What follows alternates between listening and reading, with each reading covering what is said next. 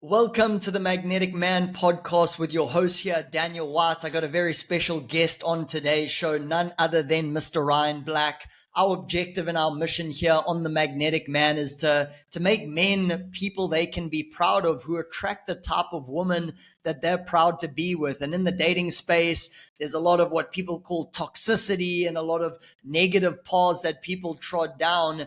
And there's very few coaches, in my opinion, who are actually teaching this stuff from a healthy place that actually enhances a man's character and from a place of integrity and honesty and truth to the best of our ability to do it. And one of those men, as we have on the podcast today, is Mr. Ryan Black. I'm very excited to have him here. So Ryan, welcome to the Magnetic Man. Great to have you here today. Thanks for such a great introduction. I'm glad to hear that I fooled someone else with my fake authenticity approach. There we go. You must have done those good pickup routines. He did the cube on me before we started, so I'm totally hypnotized at this point. Okay. So Ryan, maybe before we kind of get into your story and delve into things, maybe you can give a little quick intro about yourself, like just in terms of what you do right now, and then we'll go on the journey in terms of how you got to that point, just for people who may not know of you. Yeah, so what I do right now is I mainly coach men. Usually they're introverted guys, kind of nerdy, like I am still, proudly proclaim myself to be. And I have focused mainly around the idea of helping just a good guy not have to go through the years of struggle that I went through that we'll probably end up talking about, and not have to feel like he has to put on this sort of fake facade of like alpha bravado, and be able to just connect with the women that he finds attractive in a authentic, honest way in kind of the everyday situations that he finds himself throughout his day. Yeah, fantastic. That's a awesome jumping off point, and I think a lot of men need help with that today. So you obviously mentioned helping introverted men. I've been following your stuff for a while. I know not only are you maybe social skills don't come naturally to you, but you are a naturally smart guy. You don't just rely on only vague concepts. You back things up by science as well. So was that kind of your character growing up? Were you kind of like a nerdy guy? Were you more of a nice guy? Were you part of the cool kids? Like take us back to Ryan back in as a youngster or in high school. Paint us the picture. I was definitely not part of the cool kids, that's for sure. So my hero growing up for most of my teenage was the theoretical physicist Richard Feynman. I absolutely loved his work, and I'd read basically everything he'd ever written by the time I was 16. So that gives you some kind of sense of quite the level of nerdiness that I had. So yeah, for me growing up, women were very much this like weird mystery, and it was sort of this weird dynamic in my school in the UK.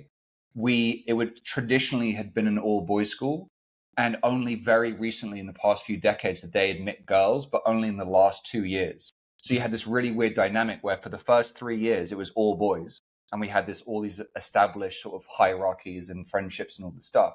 And then suddenly right at the end, all these random girls just like suddenly arrived.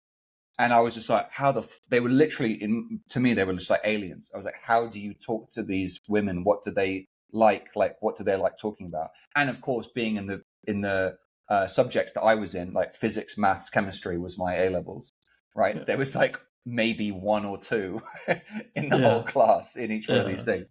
So yeah, I definitely grew up as a super science nerd, very, very logical, very analytical. And I think that's one of the things that a lot of the clients that I work with have, is this school indoctrinated view that the most important thing is you have to learn all these facts and then put them in your big brain, and then in an exam then you regurgitate all these facts that you've learned, and then you get an A and you get validation and approval. And so it becomes this self-perpetuating sort of cycle of the absolute worst thing to be is wrong, right? Can never be wrong. You should always make sure that you're right, like 100% right all the time. And if you're not sure you're right, like don't say anything. right? You don't want to be the person putting up your hand and being wrong, because that would be the worst thing ever. And that's a great thing if you like want to become an engineer and you want to get skills and abilities and stuff like that. But in terms of social interaction, it's the absolute worst possible mindset you could come from. Because if you're so scared about being wrong, well, then you never actually express anything that you're feeling or thinking. On top of that mindset, from a very, very early age, from like 12, 13, 14, I just kept having really negative experiences with trying to interact with women. And I often say, like, the thing that separates a guy who never needs any of this stuff and a guy who is like, I have no idea how to talk to girls and I'm really anxious all the time, can literally just be one experience, right? So like two parallel universes. One guy, when he's like 13, 14, asks a girl out and she's like, yeah, okay. And he's like, oh, right, this is easy. And just never thinks about it again. And we all probably have naturals in our life that we might have learned some stuff from who are just like that. They were always just like, oh, you just go and talk to them and it's fine. And in my case, I was the exact opposite, where one of the first girls I ever tried to sort of express that I was interested in her, she literally just ended up running out of the room crying. Sure. And so that kind of taught me, like, yeah, like if you have this desire and you're interested in a girl and whatever it is, whatever you do, don't express it. Like, just don't say anything. Expressing your interest to a girl is the worst possible thing you can do. And like, yeah, just a catalog of experiences like that. So why do you that was, yeah, just to jump in? Why do you think she did run out of the room? Do you think you kind of misplaced if she was interested? Do you think because you weren't wearing pants at the time that might have intimidated her? What do you think it was down to? I think it was absolutely a combination of me being like way too over the top, right? As we say, I mean, this is something I'm sure like lots of coaches teach us kind of stuff where it's like as a guy, like, you don't want to be just dumping all of your emotions on a girl. Like, if there's a girl you like, and here's something you can take away, guys, if there's a girl that you're that you kind of know through friends or at work or whatever, and you have these, like, you've maybe established some kind of friendship, the absolute worst kind of thing you can do is all of a sudden just be like, hey, I have to have this really serious conversation with you where I want to dump on you like I've been having all these feelings for years, and I just have to like give this all to you. Now you be responsible for all of these feelings I've just like vomited onto your like face. Like, women don't like that. They don't actually respond very well to that. So I definitely did that, and it's probably the case, like, she just didn't find me attractive, and that's completely fine, right? So definitely, I didn't even like misread a signal. I just like went in just like puking my emotions on her, I think.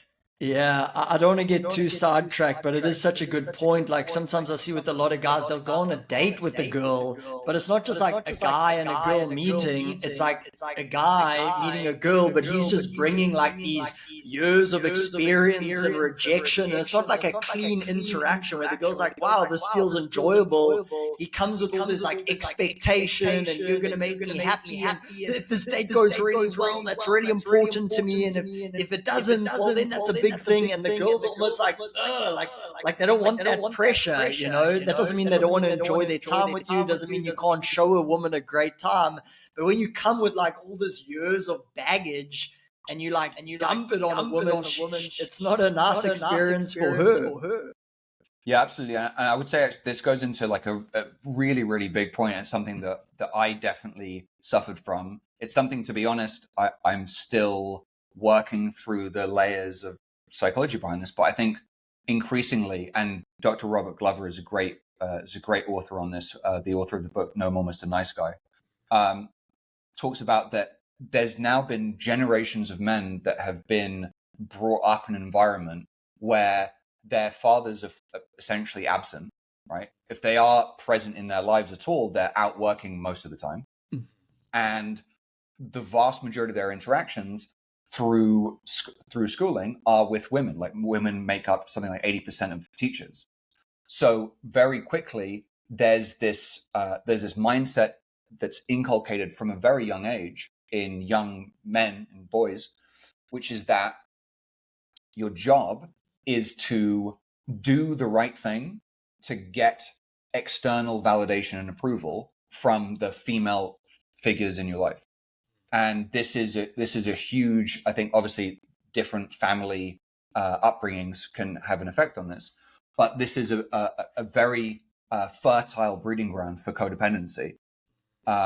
And I think this is a huge issue that I think a lot of guys are working through. And so the way that sort of manifests is, we want to say and do the right thing to get this approval and get this love and get this validation from women. And actually, when I look at a lot of the sort of pickup artist stuff, we can go back and maybe finish the story, but I see fundamentally the same issues. This is one of the big things that I take issue with a lot of the pickup artist stuff, a lot of the red pill stuff these days in various ways, is it's just replacing one faulty coping mechanism for another, right? So it's literally just taking guys who have this sort of a self-esteem issue that their faulty coping strategy of codependency is to just get what do I have to do, and there's songs written which literally have this as the lyrics. It's like, what do I have to do? What do I have to say to get you to love me? It's like,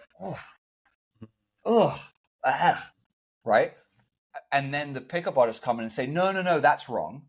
Use these tricks, right? Use these routines, like you were saying, and that's how you get the validation, right? And you look at guys like Eric von Markovic, Mystery, right? Again, these guys have come from, obviously a negative place when it comes to women, but they've just plastered over these other coping mechanisms and these other strategies to still just get the same. It's like, now I'm getting all this validation and approval from these really hot girls. Look at me. But what happens when he loses the girl? He literally tries to fucking kill himself, right? So it's like, and this is the part that I've been working through over the last few years, I would say, is like, I recognized that in coming from where I was at and then getting to a point where I was able to actually express myself to women, to date a lot of girls and all the stuff, I didn't fix the underlying real root of it. And because of that, I was still tying my sense of self, my self-worth, rather to sort of something intrinsic. I just replaced it with, like, now I was tying it to look at how hot a girl I can get, right? Look everyone. And again, like, well, what happens when you lose the girl? Now your sense of self is fucked. So I think this is like, there's a core issue here that not a lot of the material, not a lot of the dating stuff, certainly none of the red pill or any pickup artist stuff I've ever seen is actually dealing with the root causes of any of this. Yeah, 100%. I think you nailed so many good points there. I just made a couple notes on them. I don't know if we're going to get this deep so soon, but it seems like we're going there. I am coming back to the super nerd story because we're going to pick it up from there. But just going deeper on what you said, like you say, you can have these negative experiences with women at a young age. Just a quick one from my side, like, it wasn't a girl's rejection, although I definitely had a lot of those in my teenage years. But even once, I remember I was like 8 or 9 years old, and we had like a little apartment block, and there was a bunch of kids that used to hang out there after school, boys and girls and stuff like that. And the one day I was wearing like these gym shorts, and I wasn't wearing any underwear. Like, if someone's wearing gym shorts and they're like sitting at an angle, like, you can full on see up in there. And I remember I was sitting there, and then there were like two girls like kind of like looking at me and like whispering, when like someone's talking about you.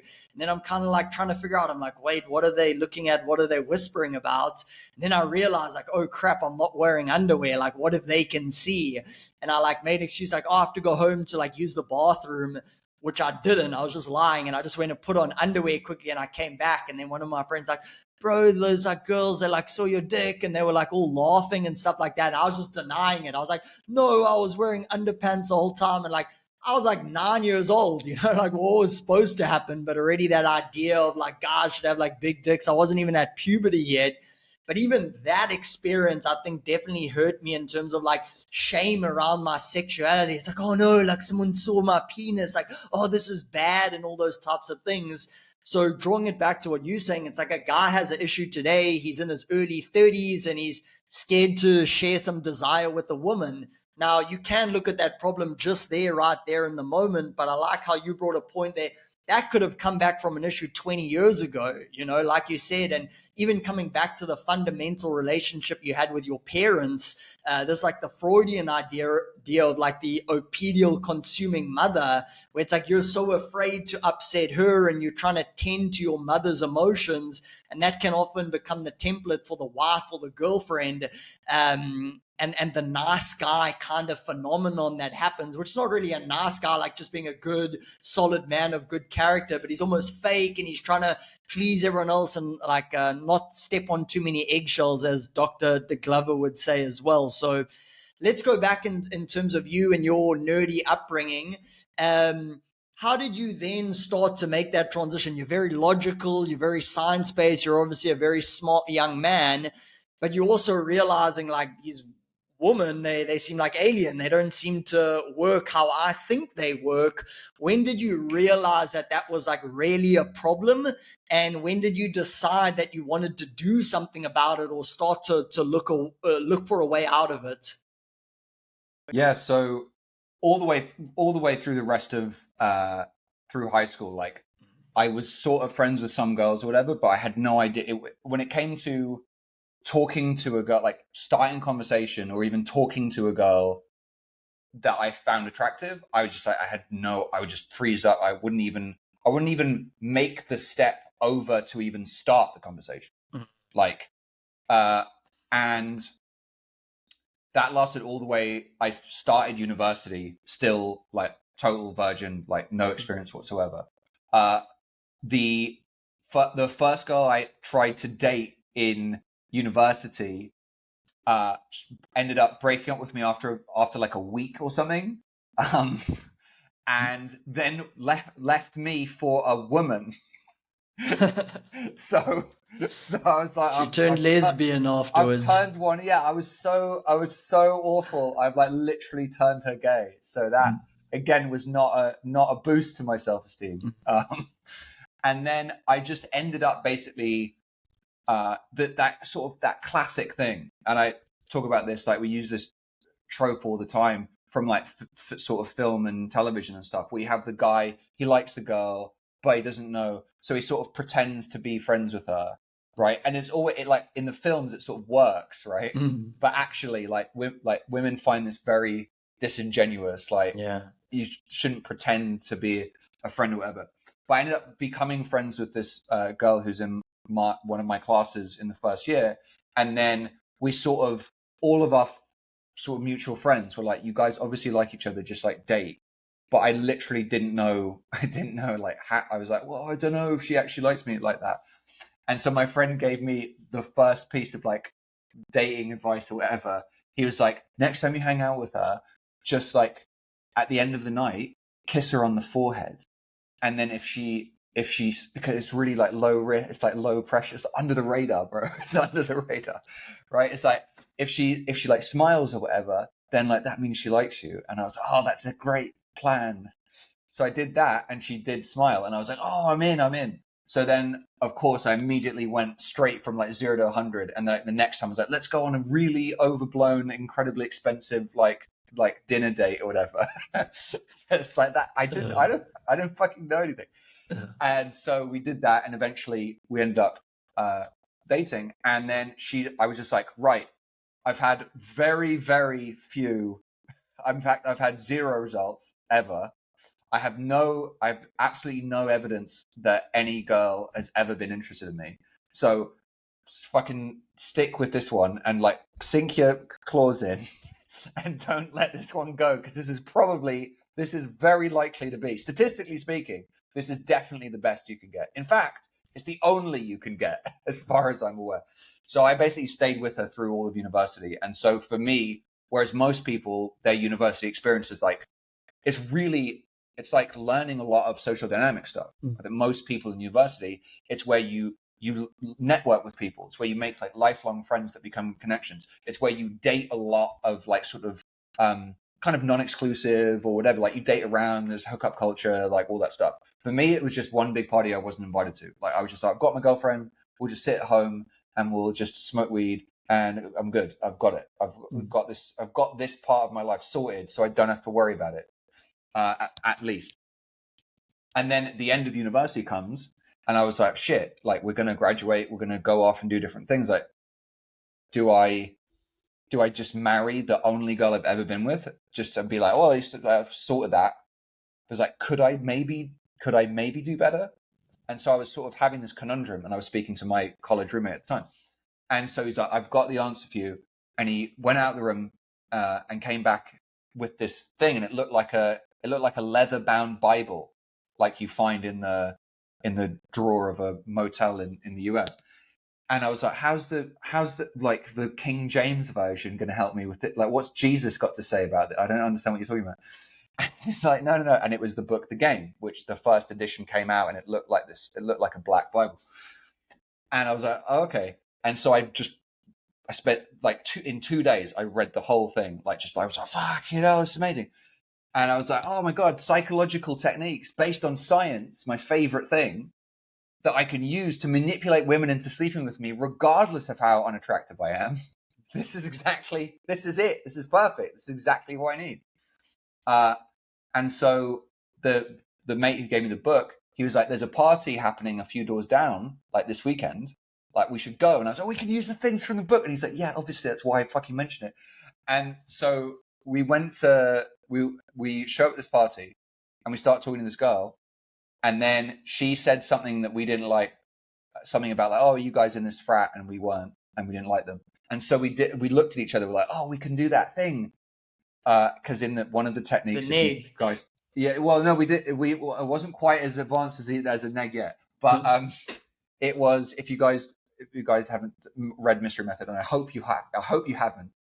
It's not an instructional manual for getting girls.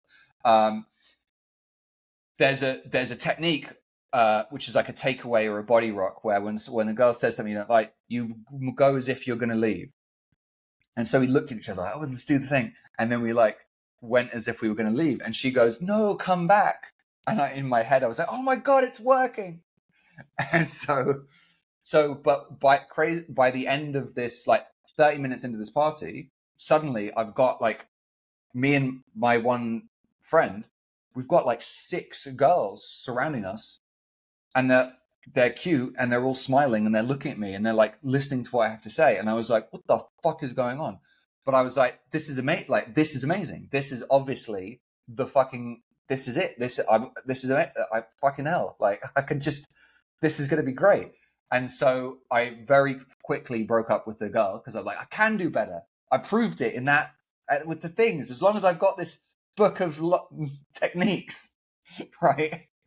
I'm in. And so I then spent the next 2, almost 3 years practicing by the book Mystery Method and its various sort of offshoots and various versions that people were teaching. A lot of the stuff was on the internet, on internet forums and stuff like that. And so I had a year in Philly, where I went to university. I had a year living in New York City, and I had a year in law school in London. So some major cities with lots of beautiful women all walking around, going out Thursday night, Friday night, Saturday night, something 3-4 nights a week. And over the course of those 2 years, I managed to sleep with a grand total of 2 women. And neither one of them was any cuter than the girl that I'd broken up with. They were both very awkward sort of one night stand things. I didn't feel particularly, I was didn't feel any better about myself or anything like that. And by 3 years in, I was literally ready to give up. By the time I was back in London, I was just going out all the time until it no longer, it wasn't fun for a while. It was literally just work. And I was I have to remember all the stuff, and I have to do my routine. I have to do all my material. And then I was literally just another night just going home by myself, nothing to show for it, hours in various clubs trying to do all the shit and nothing, no result to show for it.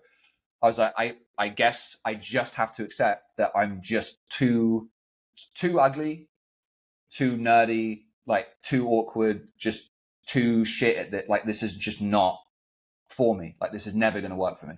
I might as well just give up and just accept that, yeah, like, but like being able to get hot girls is not what I'm here to do. And then it was like one day this YouTube just served me a video of like, oh, you probably, like, since you constantly watch PUA material, you might like this fucking PUA material.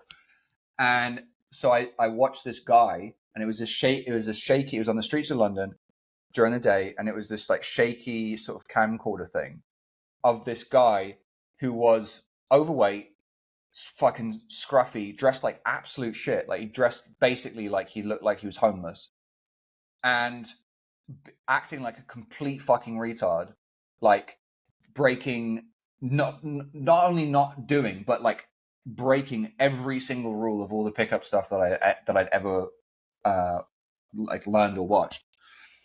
And yet he was having a fucking amazing time. The girl was like laughing and absolutely loving it. And at the end of this absurd interaction that made no sense, she was like, oh, here's my number. And I was just like, what the fuck is going on? And that's when I made this decision. I was like, don't know if you ever watched Seinfeld, but there's an episode called The Opposite. And in that episode, George Costanza goes, everything that I've ever wanted my life to be is the exact opposite of how it is. Like, everything I've done has not worked. And I'm just like, so Jerry goes, well, if your instincts are always wrong, then the opposite of what you'd normally do must be right. And so then he orders the exact opposite of what he always orders at the cafe. And then this girl looks over and he's like, well, what I'd normally do is do nothing and regret it the whole rest of the day. So now I'm actually going to go and do something. And he goes over and he's like, hi, I'm George Costanza. I'm 35 and I live with my parents. I'm 35 and unemployed and I live with my parents. And she's like, oh, hello. And he's like, what the fuck why is this working? And so that was my, like, that moment. I was like, everything I've tried up to this point, nothing's worked. So this guy's doing the fucking exact opposite of everything I've ever seen. So maybe I should probably do this. And so that's when I made the decision. I was like, I've tried all this material. I've tried all this free stuff. I've done all these things. Maybe it's time I invest in somebody to actually show me all this, what I'm doing wrong. Maybe he'll be able to maybe he'll be able to point out, like, oh, this is why, like, women find you disgusting. And at the very worst, I was like, the very, very worst, at least I'll have a fun weekend, right? At least I'll be laughing while I'm doing it. Hanging out with this guy might actually be fun. And I'd spent the last 3 years not having fun at all. And so, yeah, I took basically all of the savings that I had in this US account that was earning me like 0.25% interest, and put it all into this guy's program. And that was, that kind of was the thing that did it. It was the first personal development sort of thing I'd ever invested in. It was the first time I sort of invested in myself, like people will say. And within a few hours of the first day, like a significant portion of the limiting beliefs and mindsets that I'd had, the anxiety, the severe social anxiety, that overwhelming concern and fear about, or what do people think about me? What might people say? I don't want to say the wrong thing. I don't want to fuck up all the stuff that I'd learned from years of schooling, like we were talking about. All of that just disappeared. Yeah. And so, yeah, I went with him. That guy was then called Sasha Degame. He doesn't coach or do anything anymore. But we then went on after I took that course. Within a few months, I was dating like 3, 4, then 5 different model quality girlfriends, all in London, all at the same time, in a very ethical, open, honest way. And that so far surpassed, like, my goal for like 10 years in the future, when I was some kind of billionaire and I had like, it was like, one day when I have like 2 boats and I'm like a billionaire, maybe then I could maybe like date 2 girls who were kind of cute. Like, that was literally like, that was my sort of, not even a goal, because I didn't even really believe it was possible for me. But that's sort of what I said when dating coaches asked me, like, what's your goal?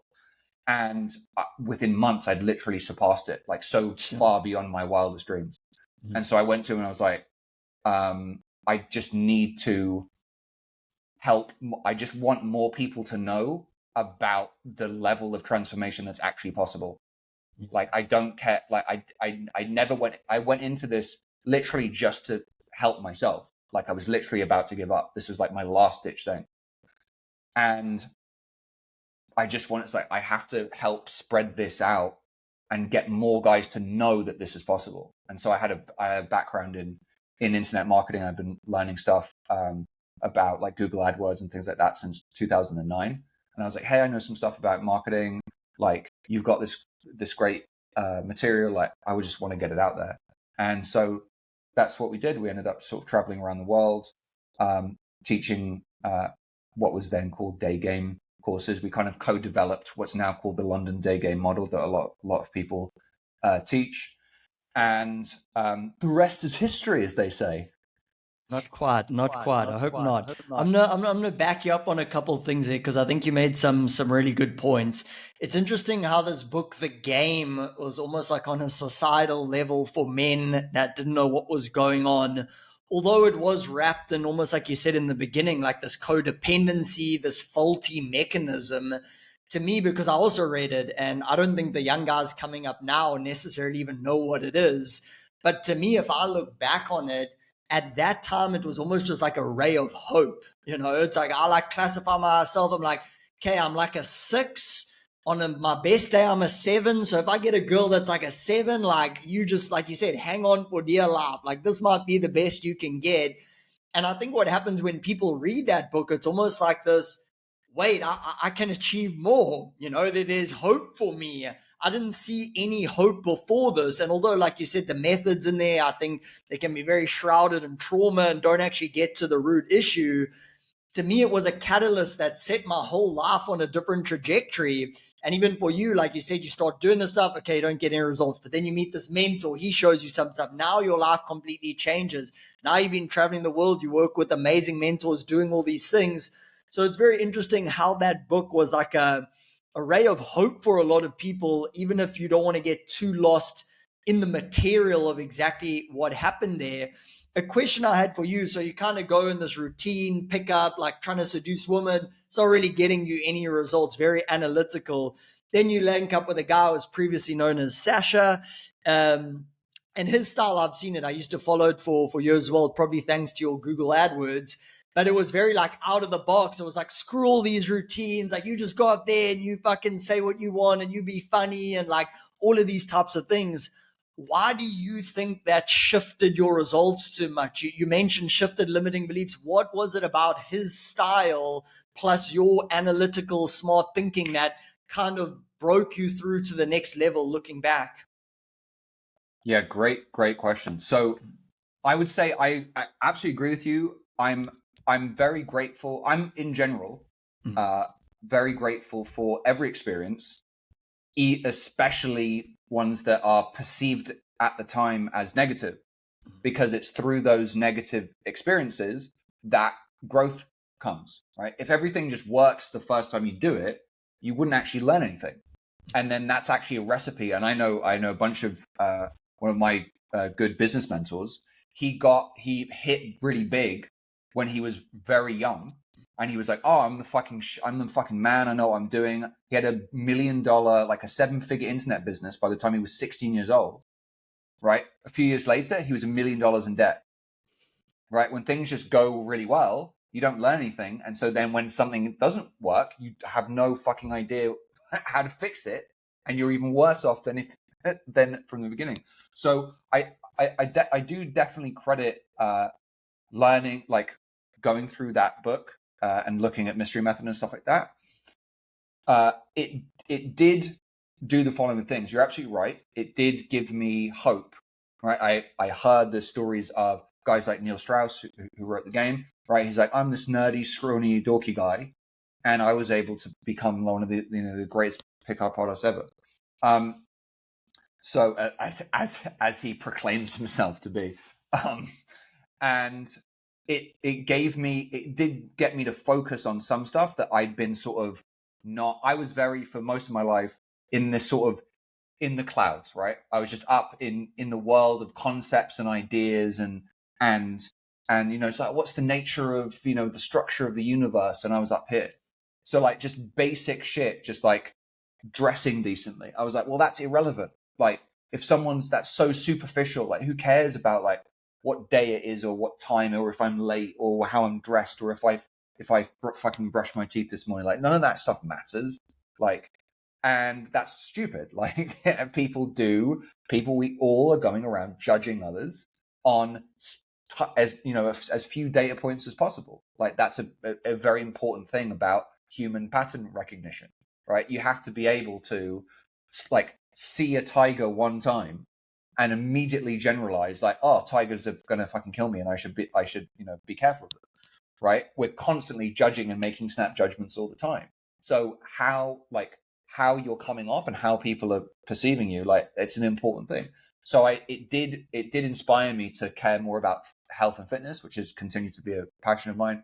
And look into fashion and dress better and stuff. As you can tell, I'm just wearing some trucker hat. But and so those were really, really good things. The issue that I have, which goes back to some of the stuff we were talking about earlier, is mystery method itself is they couch it in these sort of psychological scientific terms. It's one of the reasons that I sort of, because I'd spent a lot of time studying evolutionary psychology, and so they use a lot of the terminology and draw a lot of stuff from it. So I'm like, oh, this is based on like actual science, but it's not. It's sort of like it's like the bro science of that. It's not real. And one of the classic things, I know it's more red pill now, but things like, for example, everyone constantly talks about like alpha and beta and all this stuff, right? There's absolutely no scientific basis for alpha and beta. It literally, there's no scientific basis for it. The term alpha was coined by a researcher who was studying wolf packs and termed the alpha as like, oh, this is like the top wolf. They then spent the rest of their career trying to retract that research because they found out a different explanation and realized that wasn't the case. And so maybe you could talk about that a little bit, because even my understanding, like if you look in gorillas or wolf packs, there's normally a leader. Even in a pack of lions, there's one male that they generally look towards. So maybe you can dispel that, or what's the more accurate way of looking at that? So yeah, in terms of, so the term alpha itself was only ever applied to wolves and was then retracted as this is not an applicable category. So there's never been any research or evidence concluding that term applies to human societies. My mentor in evolutionary psychology, actually, Francisco Gil-White, who was formerly at the University of Pennsylvania psychology department, is one of the I think it's actually usually rated the best psychology department in the world. Did some of his groundbreaking research with a few other researchers, Heinrich, Gil-White, Boyd, and they looked at the structure of human societies and showed that then, unlike our other primate ancestors, right? And the reason that's the case is those primates exhibit deference based on dominance hierarchies, right? So in those cases, it is true, right? In those primate societies, there is an element to which there is a hierarchy, and that's based on actual physical dominance. Mm-hmm. Humans don't have that, right? We do not have dominance hierarchies, and this is one of the things I take issue with. Jordan Peterson spends a lot of time talking about how lobsters and various things, right? How these dominance hierarchies are embedded into our societies and how they function. It's not the case. We actually exhibit what's called freely conferred deference, and it's based on not dominance, but what's called prestige.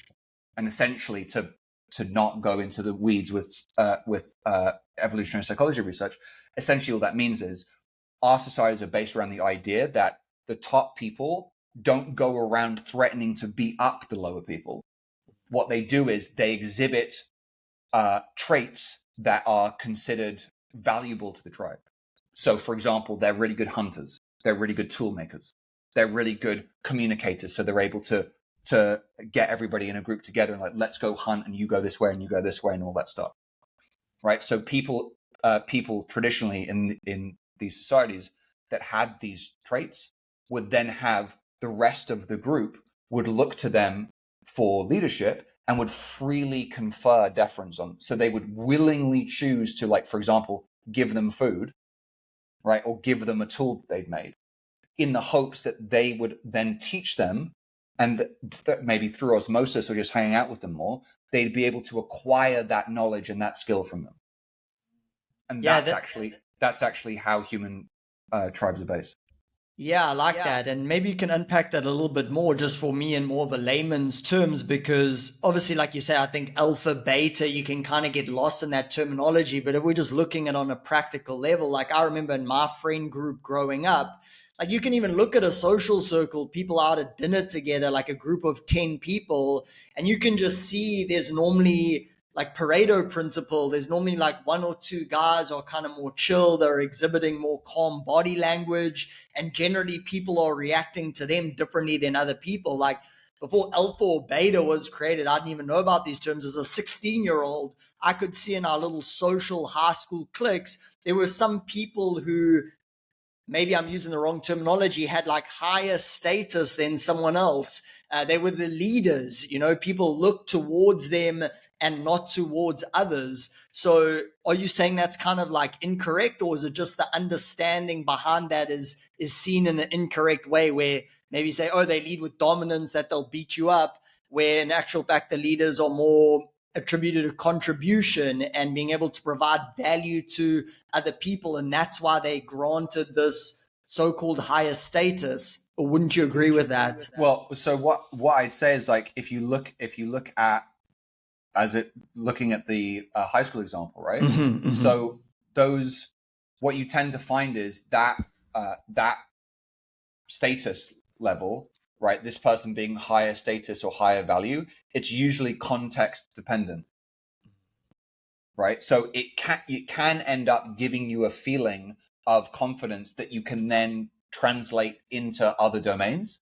But if you think about it, there's many guys who spend a lot of time after high school talking about all the times in high school. Why? Because in high school, when they were like on the football team and all the stuff, they had this certain status, but that was completely dependent on that context of high school. Once they leave high school, they're no longer the top of that hierarchy, right? And so, for example, I mean, when they leave that hierarchy, and then the super nerdy guy who like they bullied in high school is now their boss because he's highly intelligent and he coded some app and he's a billionaire. And the guys who were previously alpha in the previous context are now the beta to the alpha who's actually kind of a nerd. So So are you saying there are hierarchies, but they're more context specific? Because again, in that situation where that guy's the boss, now people are looking at him. There is this kind of differentiation between I don't know, not just even men. You could probably even say women as well. But now it's the key factors are different. Now it's the intelligence. Now it's the other thing. When in high school, it's like who could bully the other person the most, or something like that. yeah, exactly. Like when you're younger, those things among boys, young boys, yeah, there'll be a lot more hierarchy, just literally in terms of like physical dominance. Mm-hmm. But very, very quickly, like that's not how human society as a whole is organized, right? Once you're out of that, like you're out of adolescence, once you're in the like working world, once you're in society as a whole, once you're an adult, our societies are not built around like Mark Zuckerberg's the boss because he could beat you up, right? Mark Zuckerberg's the boss because he's intelligent and smart and he coded a thing that's highly valuable, and he has skills that enabled him to command more money and more resources than you did. So you're below him. And it's not a thing where like you fight him you fight him to be higher up on it. It's a thing where you want to spend time around, right? This is, people talk about like your network is your net worth and all this stuff. It's like you become the sum of the 5 people you surround yourself with. In general, right? This is why, as guys, if we're not like completely lazy and shit and stuff, we're always looking like, how can I go to events? How can I network with guys who are at a similar or higher level than me, so I can be around someone who I consider not like, I'm not intimidated by them physically necessarily, right? Though they could be in better shape, but I want to be around this person who's like higher up than me because they have skills that are allowing them to command more resources than I am currently able to. And so I want to pick up those skills. Yeah. And so I want to either have them be an unpaid mentor to me. I want to either pay them or give them some kind of reciprocal value in some way so that I can get some of this knowledge and wisdom and hang around with them more so that I can gain those skills so that I can level myself up. Not in a sort of competitive, I'm going to beat you up way, but in a cooperative way. And that's another huge part of human society is fundamentally cooperative. And that's like we are fundamentally at our core for hundreds of thousands of years designed to be cooperative. Yeah. And so that's why like these insane ideas that of sort of that capitalism is like about social Darwinism and all the stuff is complete nonsense to me. But that's a whole separate topic. Yeah, that is a whole topic. I think we could talk all day about that. Coming back to, I was curious again, like I mentioned earlier, you obviously came from the structure, linear mind, and then the coach that almost unlocked some things for you, or one of your first mentors, totally out of the box, totally almost irrational in some ways. Do you think that was helpful for you just from a balance perspective, or like actually going through it at the time? Like, how did that type of attitude or way of coaching or those types of mindsets, how did that actually help you break through? Yeah, so I would say getting into in terms of why mystery method didn't work for me and why I think it actually does not serve the vast majority of guys who need it the most, and then what eventually did help me is that guys, and you may experience this often as well, but very often guys come to a sort of the standard boot camp model of coaching, right? You get a bunch of guys on a weekend, it's usually at night, right? And you give them some stuff, and then you take them out like Friday night, and then on the Saturday you debrief and you give them more like stuff to do, and then you take them out Saturday night. And then the issue with I'd say the majority of guys, again, who need this the most, right? So there's a type of guy who actually on their own would do all right. Like they're in decent shape, they're decent looking, they dress decently, like they're actually all right mostly. What they just really need is like someone to just kind of like just go on and have a go kind of thing. And then they'll actually kind of figure it out, right? I'm not talking about that type of guy.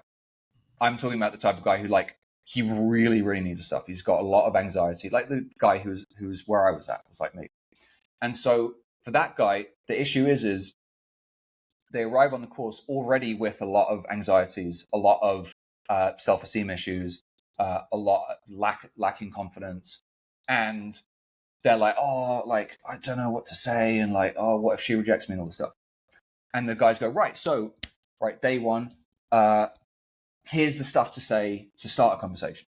And then if she, and they want to basically build up what the guy thinks he needs, right, is like a big map and a tape, like a flow chart, right? I'll say this, then if she says that, then I'll say this. But if she says that, then I'll say this. And then if she says that, then I'll say this. And if she says that, then I'll say this. And I'll just have it all planned out, right from the beginning of the conversation all the way right to the end.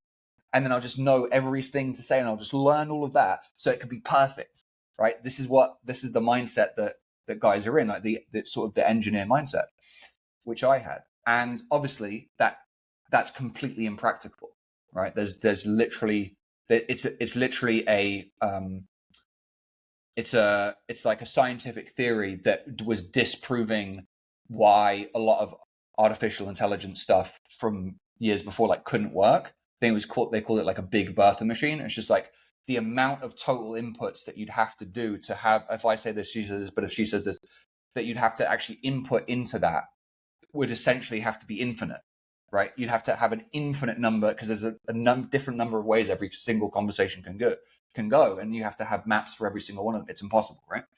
So, but these guys go, it's like, right, so at the beginning say this, and then she might say this or that, whatever, and then you say this thing, and then you like go into your material, and then you go, then you neko like this and all this stuff, right? So they give them, some various training wheels, they call them, right? It's for the various stages of like opening through to having a conversation through to whatever it is. And now it's like, right, let's go out, and now you do it. And now the average student is now worse off than when they started, because they started with a bunch of insecurities and anxieties, and now you've piled up even more anxieties, because now it's like, oh, I don't want to forget the material, I don't want to screw up and say the material wrong, and then, oh, I don't want to waste my time and my money on this course by, oh, I want to get it right. And so it's just reinforcing getting it right.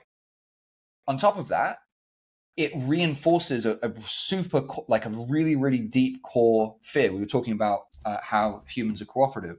And so for hundreds of thousands of years of human evolution, we grew up in tribes, which Christopher Ryan uses the term in the brilliant book, Sex at Dawn. He talks about human societies existed practicing what he calls fierce egalitarianism. So there was a set of social rules that ensured constant cooperation and survival of the tribe as a whole. And so there were sets of rules, for example, hoarding food. Like if you went out and hunted a bison, you can't then be like, no, this bison's mine, get your own, right? That would be a super cunty move, number one. Like, you're not going to finish a whole bison to yourself, and you're risking starvation of the entire rest of the tribe just because you're being a prick. So if you did that, there's a rule around hoarding food, which would mean that the punishment of doing that would be ostracism from the tribe, which would almost certainly mean death, to have to survive on your own without the support group of anybody else around you. But number two, you certainly wouldn't procreate. So to your genetics, that's the equivalent of death. And so there's a deep core fear we have of negative judgment from other people. We don't want the tribe around us to view us negatively, because that could mean ostracism, which would mean death. So in our pre-programming, in our innate programming that we come pre-packaged with, because it's been the case for hundreds of thousands of years, to break a social rule or to do something that might get you judged negatively by another person is the equivalent of death. And so when you're giving guys all this stuff, if you're not dealing with that fear of that underlying anxiety, if you just give them more stuff to remember, you're making that fear worse, right? It's saying, if you now you have all these more things that you can fuck up and get rejected, and then everyone will see, and then you'll die. And there's this huge emphasis on status and value, right? So it's only reinforcing, yes, what people think about you is the most important thing. You have to deeply care. It's very important that you care about, like, oh, how are people viewing me? Am I raising my status, or am I being low status? Am I losing value by how is she looking at me? Right? And again, there's this focus on, when you're talking to a girl, it's like, oh, you have to look for indicators of interest, or IOIs, right? So it's like you're talking to a guy and you think it's going well, but again, it's taking a guy out of the present moment into his head, because now he's worrying. Is like, oh, was she playing with her hair? Like, oh, it's making that anxiety that a lot of guys have, or that worry, right? Which I certainly had, which is like, I'm talking to a girl, it seems to be going well. Well, is she just being polite, or does she actually like me? Oh, I don't know.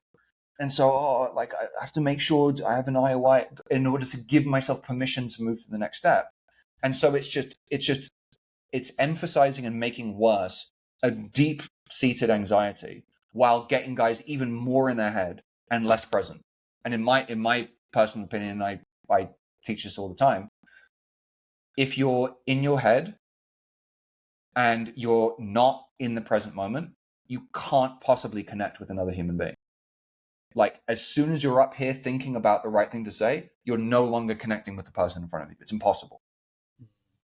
Um, Yeah, often and I've mentioned a few times before. It's almost like if you could see where someone's energy is or attention. Most men, it's like 80% in their head. Like you can see their heads are about almost like explode, and they don't have any attention in their body. You know, I know like Eckhart Tolle's a big thing of like the inner body. Can you feel your hands? Can you feel your feet? Because that anchors you in the present moment. But if you almost had like this X-ray goggles looking at guys at a bar or something like that, you'd see all this red heat around the head. What's she thinking? What about this? Well, what's the next thing to say? Like, what should I be doing now? Where it's the guys that actually women are attracted to, it's like they're more in their bodies. As you said, they're just present. Maybe they're using alcohol as a crutch to help them with that. Alcohol's been helping people for hundreds of years, but it's essentially that. They're not micromanaging every little thing in their head. They're more there. They're still good at conversational skills. They can still move things in a direction, but it's not this overthinking, my head's about to explode. Even the phrase, I'm stuck in my head, is just saying all my attention is up here. It's like, okay, cool. Well, you got to move it to other parts of the body so you can be grounded, because you can't think your way to being grounded. It's not a head phenomenon. It's when someone's rooted in their body, when they're present with you, it's like rooted, grounded, feet, floor, roots, down. But most people are the opposite of that. It's just all in the head. And yeah, you're never gonna be attractive, not even just to women, but even to other men if you're always lost up here, which I think is the point you were saying as well. yeah, 100%. And that's exactly. So I think a huge to finish answering the question is Yeah. like I'd spent a lot of time basically doing, and that's what we like in school. Like that's what we're taught. It's like there's a question, and you go in your head and you think up the right answer, and then you express it. And that's what. So it's just more. It's like, oh, here's these techniques, here's these right things to say, here's this stuff. So let's remember all of that. And so they're there, and she says it. It's like, oh, what's the right thing to? What's the next technique? And it's like, you're absolutely finished. Like there's not that there's yeah, that's just not going to work. And so for me, the big shift was actually doing things that helped deprogram and get rid of that. Essentially, it's an ego created sub program in our minds that is focusing outwards on how are other people perceiving me. It's a really important. Our ego, again, it's there to protect us. It's there to keep us safe and not do things that might get us judged negatively, which for hundreds of thousands of years could get us killed. But now the important thing to remember is that's no longer the case. There's a new context. There's a completely different environment now where your survival is not dependent on what other people think about you at all. And so he developed it together with a really good friend of mine, Marcus Oki, and myself. We developed these things, which I now call interactive CBT, interactive cognitive behavioral therapy, it's a methodology to take people through social experiments, social exercises, just small little interactions. But each interaction actually helps prove that this person's judgment of me actually doesn't affect me in any way. That proves that terrible outcome, that worst case scenario of like death, in fact, isn't the case, and actually starts to remove the negative anchor and actually start to add and replace that with a positive anchor. So we start to anchor positive emotions to the actual experience of being rejected, of being judged, of being criticized.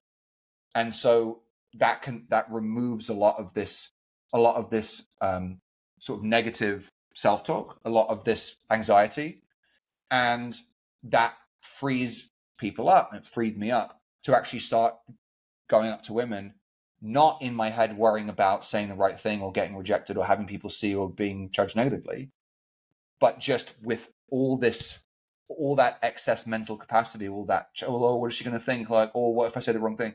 All that stuff could just dissipate and go away. So it's like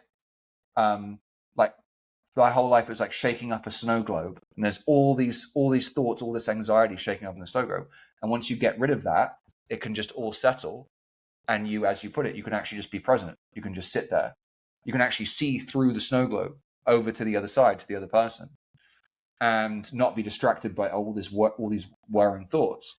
And so I could just go up and start to express what I actually felt. And that was another huge thing, is that for the first time I was able to express what I was thinking, what I was feeling, what I thought might be funny in the moment, just like random stuff. And which for year, again, Mystery Method tells you, like, no, you have to do all these things in the right order and say all the right stuff, and like you can't say this and you can't say that. And if you do this, if you try and do, oh mate, if you try and do S1 before you've done C3, well mate, oh, she's going to instantly reject you, right? And instead of that, yeah, just starting to express myself, and I started to get positive feedback very quickly. Like, it started to become a really, really positive feedback loop where my core belief was, the more I simply express who I am authentically in the moment, the better the results I get, the better the reactions I get. And that's something that's held true. That is a lesson not just for like approaching girls. It's a lesson for life. It's a lesson for business. It's a lesson for marketing. That people unless you're a sociopath or a really good actor, which most people are not, then the only way that you're gonna be able to actually connect in a meaningful way with somebody else is by expressing yourself authentically in that moment. As soon as you try to sort of put up some facade and pretend to be someone else who you think that they want you to be, or you think is cool, or you think is alpha, the vast majority of people see through it. Especially women are very, very intuitive, and like that's fundamentally what I feel was going on with me for so many years, and what happens to a lot of guys who go down sort of the wrong path of this stuff, which is most of it, unfortunately, is I was just going and saying some shit that was completely incongruent with my personality, and so you just get tons of sort of the girls go like, and they just start poking at you and like, shit, oh, I get all these shit tests. Well, yeah, because the girl's like, well, this doesn't seem genuine. Incongruent. Yeah, Yeah. it I seems, saw and I saw a they post sniff the it out other day immediately. of someone talk about their program. It's like the exact scripted techniques that you can just copy and paste, like copy and paste text messages that anyone can send. And I was kind of like it's almost, maybe some guys have to go through that. You're kind of naive and you're like, oh, I just want the scripted, like pasted stuff. But maybe you have to go through a program like that before till you like come to some common sense. Like that's ridiculous. It's a human being in front of you. And yes, human beings are patented. There are patterns to an interaction. But like guys just want like, just give me the set things I can just plug and play in every interaction. But it loses that complete humanness. You're like, to me, true calibration, and this is not a woo-woo concept, it's like you're actually with someone and you're sensing like what do they want or need right now, and I'm not doing it to impress them, but I'm reading their system, so to speak, and I'm able to interact with them. That's how you create a flow with someone. But if you're like, okay, well, I got to do this and this and this and this, the other person, they don't even feel you. They don't even feel like they're in a conversation with you. Yeah, and it's just crazy, like the whole like scripted, like you say this, it's like one guy who's integrated, worked on himself, healed his traumas, like trying to be a good man, becoming an entrepreneur, stepping up in a lot of areas of life. He goes up to a girl and he genuinely like, hey, I just want to tell you, I think you're super cute. Some other guy, inauthentic, addicted to porn, at a job he hates, not living an authentic life. He goes up to a girl like, hey, I think you're cute. It's like, they might be saying the same thing, but the place it's coming from, the man who's saying it, is completely different. So this idea that you can copy and paste fucking text messages or whatever it is, it's like, it's completely ridiculous. And to me, it's a very like immature way of understanding social dynamics. We're a lot more complex than that. Yeah, no, absolutely. And it's interesting. I was coaching an old friend of mine, and he was like good, and he would just sometimes sort of we'd hang out and do sort of like a top-up session every once in a while. And on one of the times, so I will say again, not a miracle worker, but one of the times we did a coaching session, this is like during the day in central London, I got him to go like approach these two girls, and it ended in 5 minutes with a 3-way makeout with two girls. So that was pretty sick. And one of the other sessions, he went up to this girl, and they had a really good chat, and he ended up dating her for like a good few months after that. A really, really cute blonde girl. And he told me, and this is another sort of actionable step for you guys, that I was quite like, is I always enjoy, and I always think it's really useful. It's really useful feedback.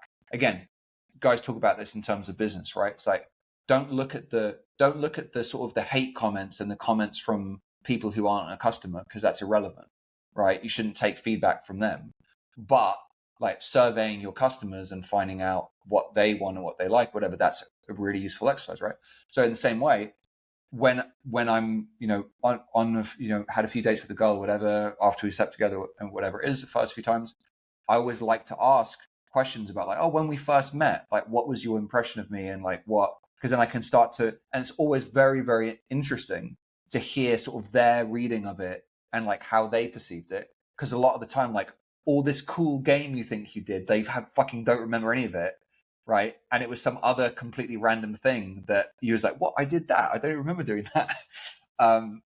And so he asked her, like, in the first few months of when they were dating, like, yeah, what was it about sort of what I did or what I said? Like, why did you want to, go on a date with me?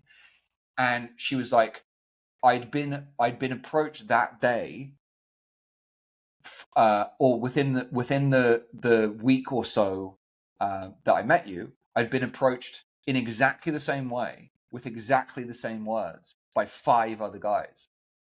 But she said, when you did it, it felt genuine.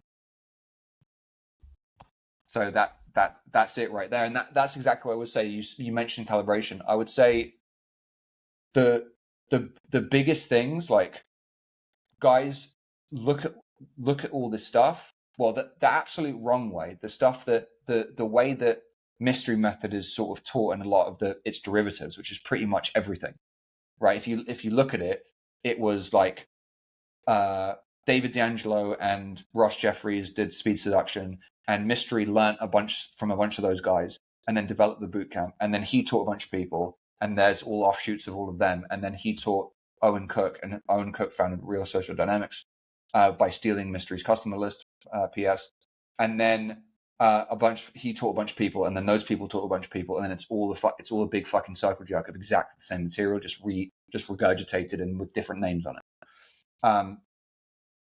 And I was lucky to have a mentor who didn't come from any of that circle jerk. He was completely out of left field.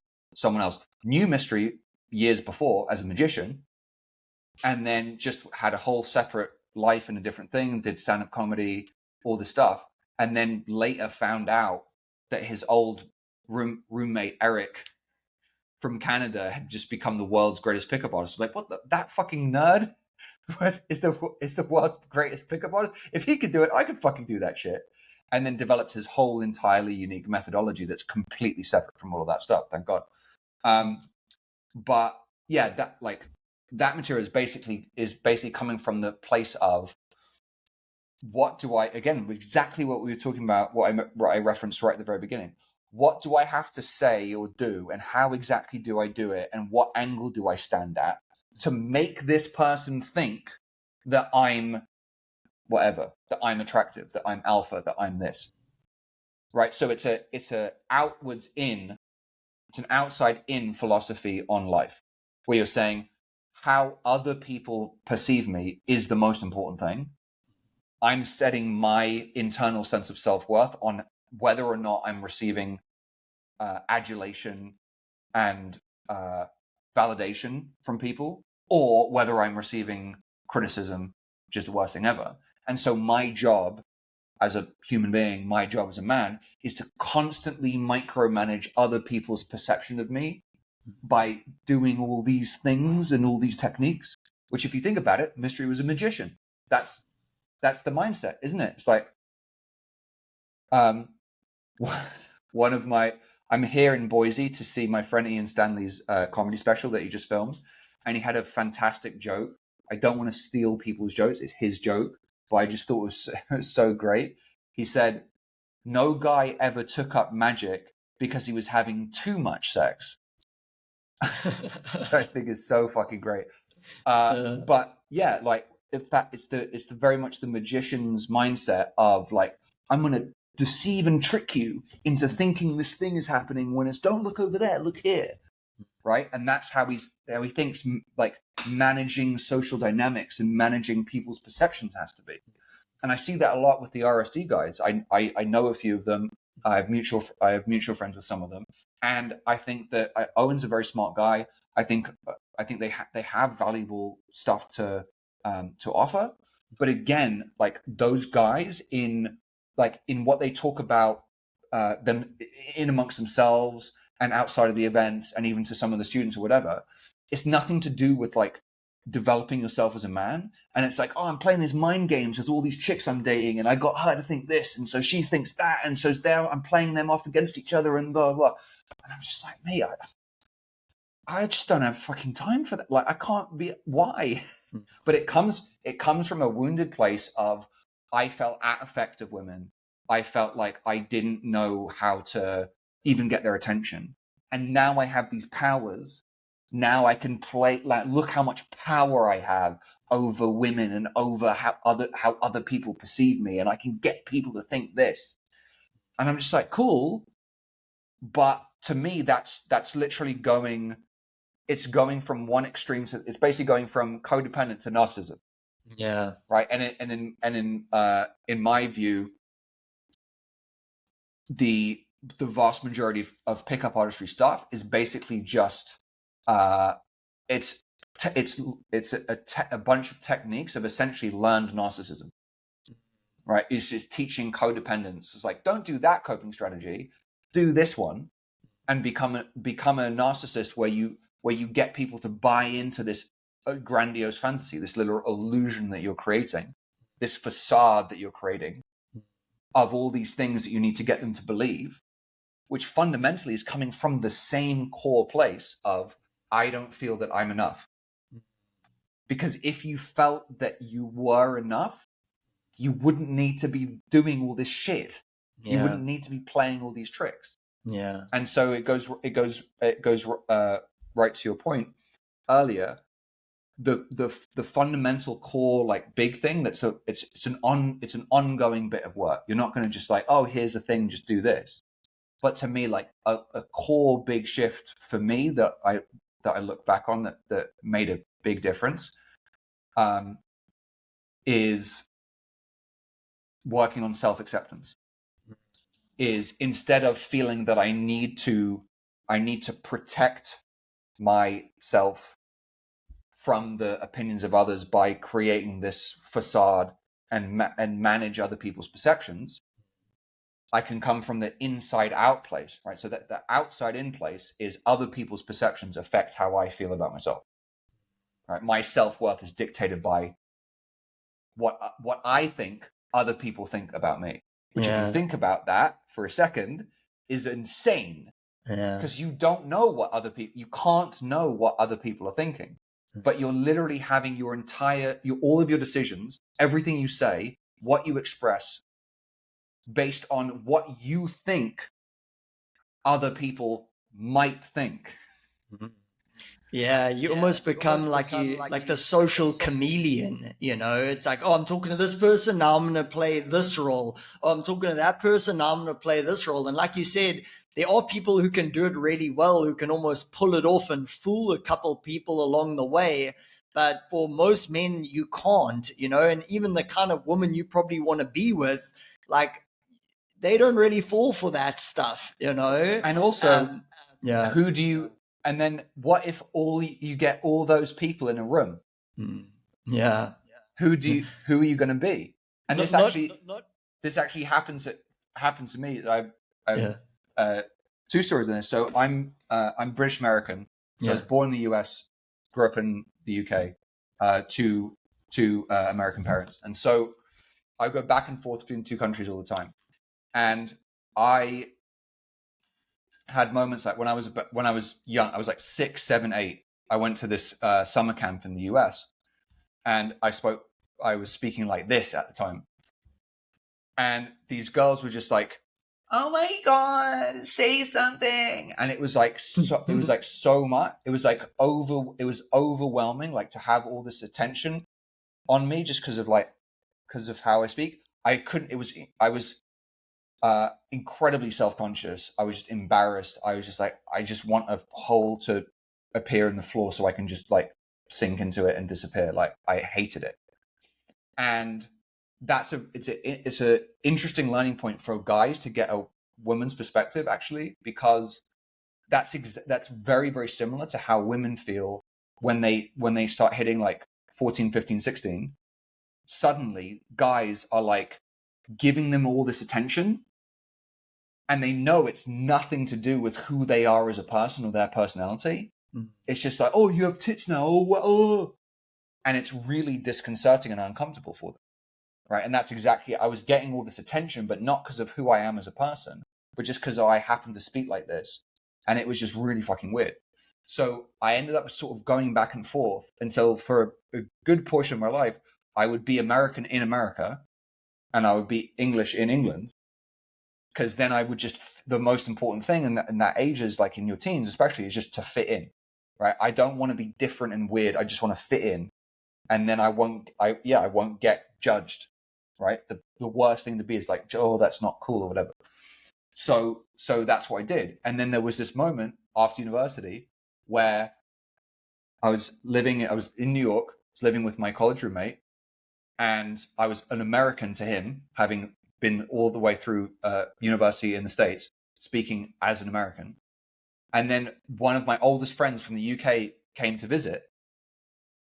And so he arrived, and I literally didn't know what was going to happen. And then he arrived, and I was just like switched into English. And then my college roommate just literally in the space of a minute saw me switch how I'd been talking to him the entire 4 years that he'd known me to a completely different way of talking. And he was like, what the fuck? So that was a perfect example of, in trying to fit in and be that chameleon around different people, I had this moment was like, well, what if two different people who you were completely different with are in the same fucking room? What do you do? And yeah, so that's a really, really great example, a very visceral example of that. Yeah, I think that's a really spot on one. I learned from one of my mentors recently, the way he phrased it, you could say like being yourself, being authentic. I like the way you said it's like coming from within. But he's like attractive men, and this is not just to women, but attractive men in life is like, he phrased it in this way, he's like, you find yourself right. Like, cool, guys, I want to go to the beach. And then everyone's like, nah, I don't feel like going to the beach. You're like, cool, well, I want to go to the beach. I'm going to the beach whether people come with me or not. But the opposite of that is like you're looking to everyone to see what right is. Wait, do they want to go to the beach or don't they want to go to the beach? How should I phrase it so that they want to do it instead of like actually just trusting yourself? And to me, this is one of the key cornerstones of being a leader, whether it's in business or anything. Cool, you got to understand your market, you got to understand what they're looking for, but the primary place it's got to come is from within you, because if you're just trying to do something to serve people without, even if it works, that's sometimes the most dangerous thing. Like you almost lose a piece of your soul. You're looking at yourself in the mirror and you're like, I don't really want to do that. Yeah, I got the validation, I got the lay, or whatever it is, I made the sale, but it's like, in and of yourself, like something's not sitting right, and I've definitely made decisions like that in myself before, where I've said things to women like just to get the result, the lay, when I was coming up in this stuff. But I'll just look at myself afterwards and I'm like, I feel sick, and that very much moved me off of this path, because it's still very prevalent in the dating space. I want to talk to you a little bit about this. Almost like the 1.0 dating coaches. I'm just seeing like that picture of like Mystery and Neil Strauss with their fucking goggles on their hats, and they're all like walking across with their pink boas and that whole structured kind of way of going about it. But at the core essence of it, I very much see this as in some way an initiation process. You know, you're a boy, you're scared of what everyone thinks. What's the world going to do to me? Oh my gosh, a pretty girl might reject me.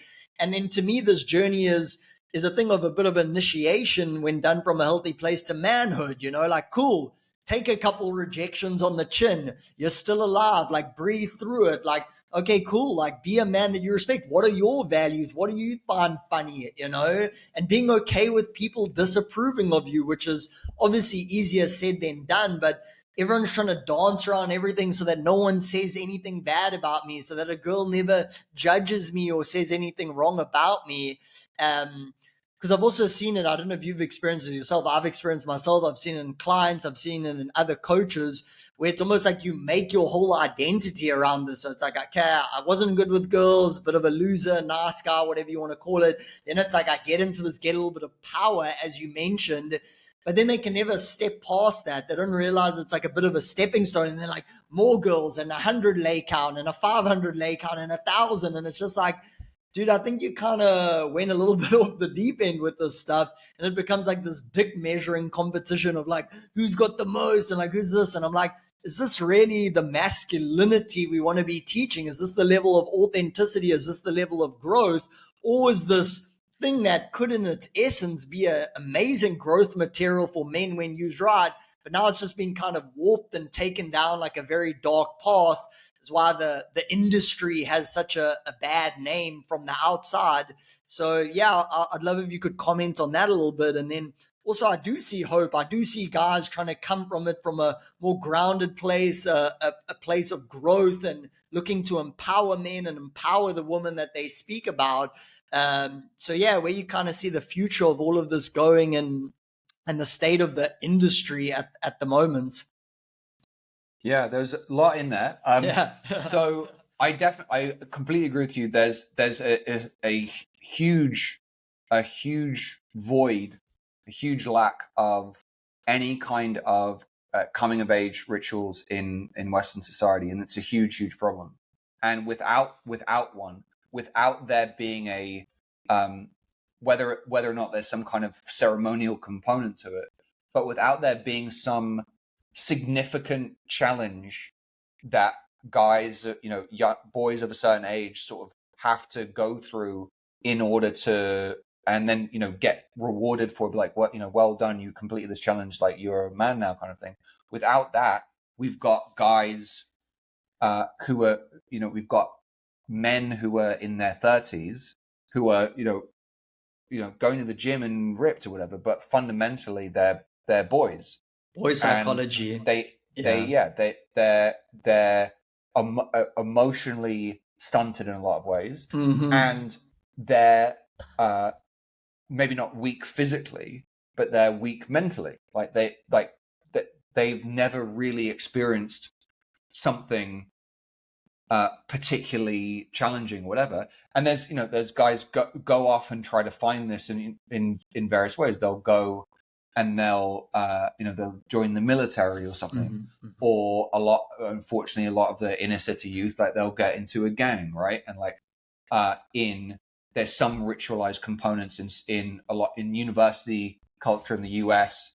If you join a fraternity, there's like a hazing rituals and stuff like that. Like there's some ritualized things, but they're very, there's not a lot of substance there, and a lot of it's is like pretty toxic and not really like that's not really nurturing a guy to become like the best man he can be necessarily. So there's definitely that component, and I see, I've described it before as like the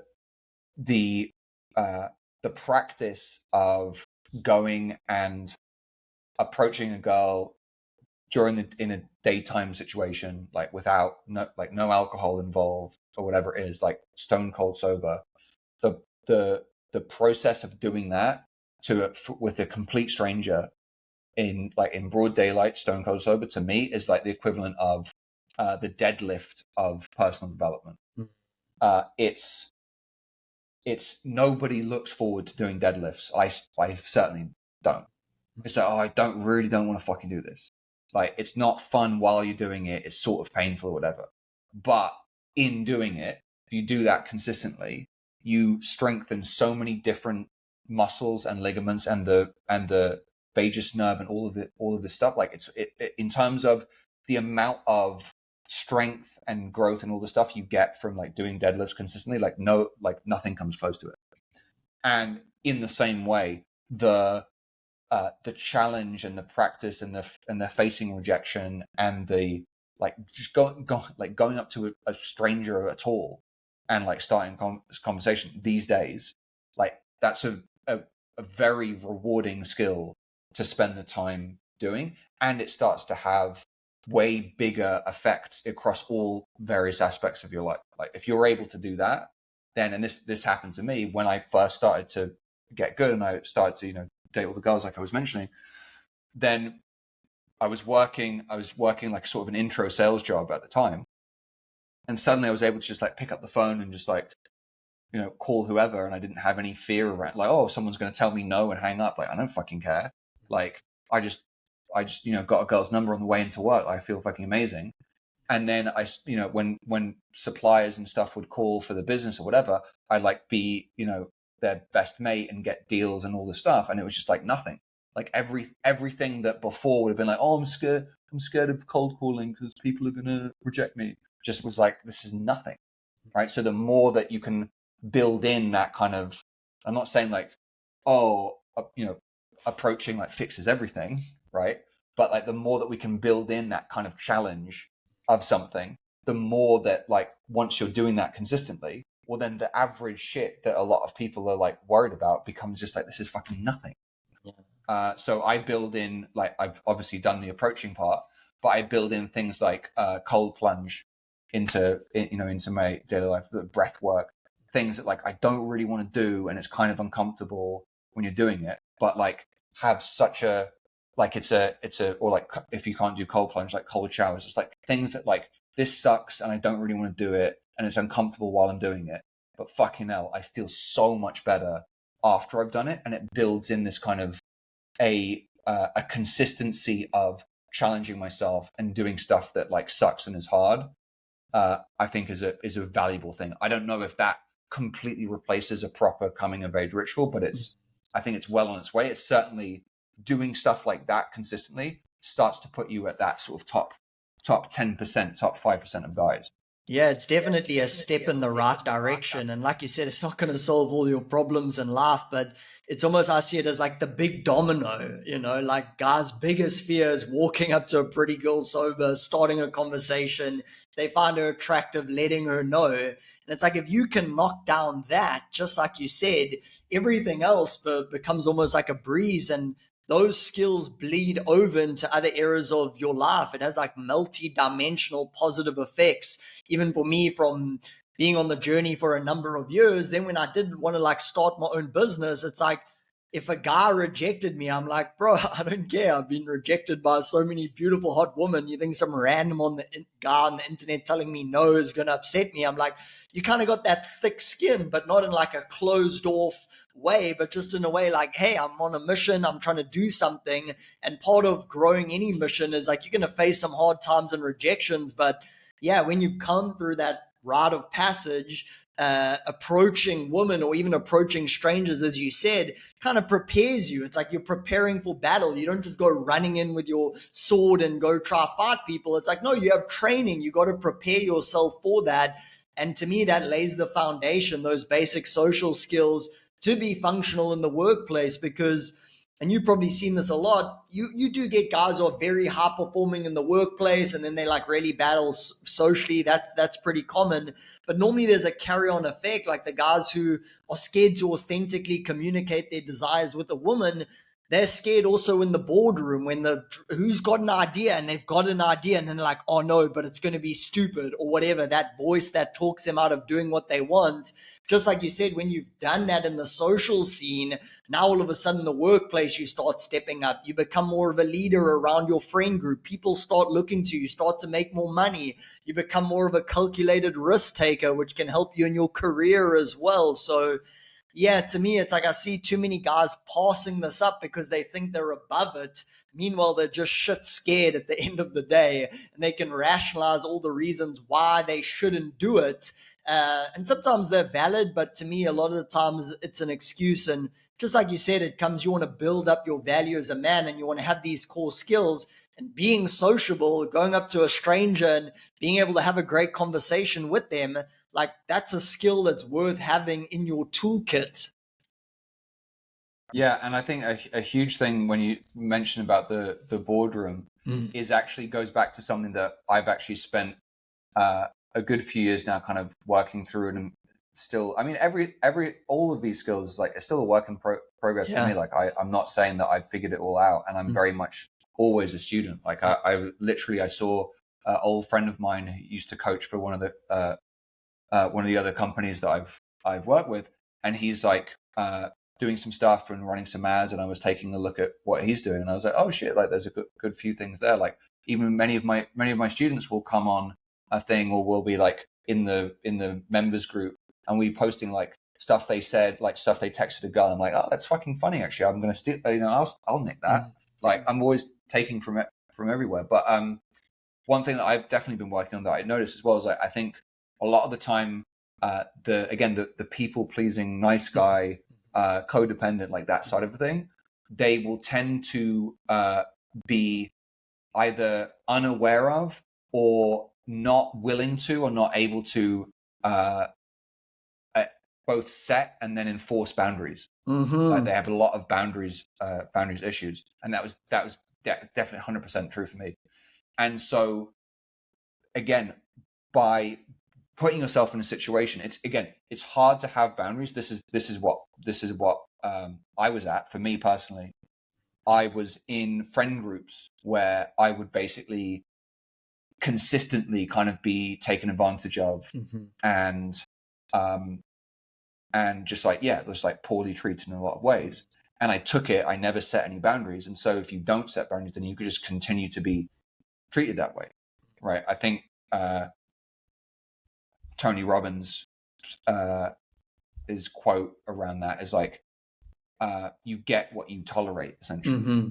And so guys going into, and the reason that part of the reason that I tolerated that, I didn't really know anything about boundaries, but part of the reason I tolerated that was that I was coming from a place of scarcity. It's like, well, my fear was, if I set these boundaries and say, oh, don't treat me that way, then I'll lose these friends and then I'll have no friends. So I'd rather have some friend, even if they treat me like shit, than just be completely lonely. I think a lot of guys, that when they're in this scarcity when it comes to women, they're the same way. It's like, I'm just going to tolerate whatever and not set any boundaries because I'm afraid of like fucking up this one.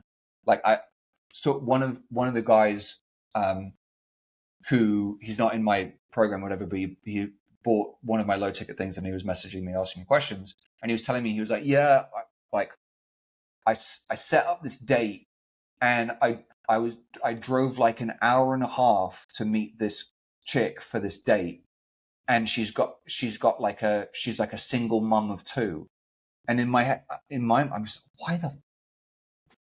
why the fuck? I was like, not in a million years would I drive an hour and a half out of my way to go on a date with a chick that has two fucking kids. You out of your fucking mind. But where this guy was at, I'm not judging him. I was in way worse scarcity than he was. I wasn't getting any dates at all. But like, he's in a place where he's like, well, I don't even want to suggest this person come closer to me because I don't want to fuck up this one like the only date I've set up in the past 3 months. And so a huge part of this, right, is like to get to the point where you can feel enough in a level of abundance where you start to be able to assert boundaries, like, and actually enforce them. And then that very much carries over into business, right? That's not just for women. That's not just for friendships. To be able to, in the boardroom, like, set boundaries like that, like, if you want to, whether you're in a leadership position or whatever it is, and you have people below you that you need to enforce or whatever it is, right? Or you're on your way up and you want to speak to people who are sort of above you in the chain or whatever, where you want to negotiate powerfully. If you're just willing to like, I'll accept anything because I don't want to lose this opportunity, you're fucked. But if you're able to come from that from that feeling of abundance, that feeling of confidence, I guess, and be like, yeah, well, this is where I'm at, and I'm not going to accept anything less than this or whatever it is, then yeah, that has that massively. And I see this all the time with students of mine, is they come on the program and they're often doing all right business wise or whatever it is. But I was just texting with one of my students from did his program with me, did his second program with me a few months back, and he was like, yeah, after I did the program with you, I basically never made more money than like after I worked with you. I didn't teach him anything about business. We just talked about like approaching goals or whatever. But that mindset of abundance, that mindset of like firm boundaries, and a lot of stuff like that just carries over, and it starts to have a massive impact across all areas of life, and it becomes a nice sort of positive self-reinforcing cycle. Yeah, because it's like you feel more abundance in this area, that causes you to get better results. You feel more confident in yourself in general, that causes you to create more abundance in this other area, that causes you to have more confidence, and that causes you to create abundance in more area, and it keeps like cycling. Yeah, for sure. Those are really good points. On the topic of boundaries, I think it's such an interesting one. I'd love to hear your thoughts on this. It's almost that these men as well they're very afraid of confrontation. They're very afraid of negative emotions, which, like you said earlier, it's like disapproval. In today's age, you're not going to die by a spear, but it's like someone disapproving of you. Girl saying, ew, you creepy. Like that's like the biggest fucking fear that they have. And I think a big part of boundaries is also like learning to integrate your shadow, if you want to call it that, or like even have a healthy relationship with anger. So it's not that you're an angry guy and you just fucking blow up on anyone who like gets your food order wrong, but there is a place for anger. There is a level of like healthy aggression, and sometimes that even just means being okay with confrontation, because when you tell someone no and you're setting a boundary, what that really is creating a tension situation. There's confrontation going on, and it's really like their bodies aren't used to that feeling. Anytime that feeling comes up, they run away. They're the peacekeepers. This is why I also feel like guys can't create sexual tension with a woman, because tension more often than not is created in the silence. It's created when you're not speaking, but they so quick to fill in every little gap. Like, oh, what's the next thing I got to say now? And it's like, just sit in that tension, just sit in that silence. Or like, you probably do this on your programs. Like, you get a rejection. It's like, don't try to run away and like justify it. Just be like, yeah, how does that disapproval feel? Let it course through your bodies. And this again probably can tie back to early in life. Like for me, I grew up with a father who was like really angry, alcoholic, all that type of stuff. And I'd been on the receiving end of that anger. So then in my head, I say, anger is bad. Like what people do with that, like that's terrible. Like I'm just going to hide that in the back of my psyche and never get there. But then there's also a use to it. We're in a modern times, but I still think girls' biology is very wired to, hey, a man having access to his aggression is a great source of value. It's a great survival tool. It doesn't mean we need to beat up an Uber driver or something like that. But if you're just this kind of placid and like everything's all good and like people just see you as an easy target, and women don't really get attracted for a guy who doesn't have that backbone. And to me, that's like the foundation of boundaries. Like I'm okay with confrontation. I'm okay with people saying, you stand up to a friend and you say, hey, I don't like the way that you spoke to me today. And he says, well, fuck you, you're a loser. It's like, is that the kind of people you want in your life? Like use it as a way to decipher people. And even when you're with a woman, she kind of give you some shit, or maybe she's acting in ways you don't really like. calling her out on it, saying something. In the moment, she might kind of bust you back a little bit, but she's like, wow, I can trust this guy. He's not walking on eggshells around me. But part of that, again, comes back to I'm okay with people disapproving of me. I'm okay if you don't like who I am, all coming back to who we are. But yeah, maybe talk a little bit about your relationship with, say, anger or something like that, negative emotions. Have you always integrated them pretty well, or did you also have like a relationship where you were averse to feeling negative emotions? Yeah, so a good friend of mine said this quote, which is great, which I just stole, like I steal, as you can tell, like, everything from other people. Even my shirt. He's like, yeah, you got the memo. So he goes, all women want a man who could kill them in a second and chooses not to. At least for now. Yeah. But yeah, so like absolutely, women need to feel that like if required, you could defend them and attack someone who's trying to hurt you guys and the kids and stuff like that. Like absolutely. In terms of, you mentioned a great thing a bit earlier. You're talking about tension. And absolutely, like this is one of the core things that I work on a lot with a lot of the ICBT stuff and further into conversation, is that nice guy people pleasing behavior is very much being very afraid of tension. And so they're trying to like filling that space and all of that stuff is this and like nervously laughing and like it's all trying to diffuse, right, tension, as though tension is like the absolute worst thing ever. So a lot of the stuff, a lot of the exercises specifically work on different avenues and different ways and different games we can play to actually intentionally introduce tension into an interaction so that they can start to harness it. Because what's really cool is if you look at like the big alpha guy, like for example some mafia film, right, the big boss is sitting at his table and the guy the guy comes in, the guy's all nervous and he's like, oh Don, like please let me explain. And he's like, well, why don't I just have Jimmy fucking take you outside and shoot you right now, huh? And he just stares at him and he's like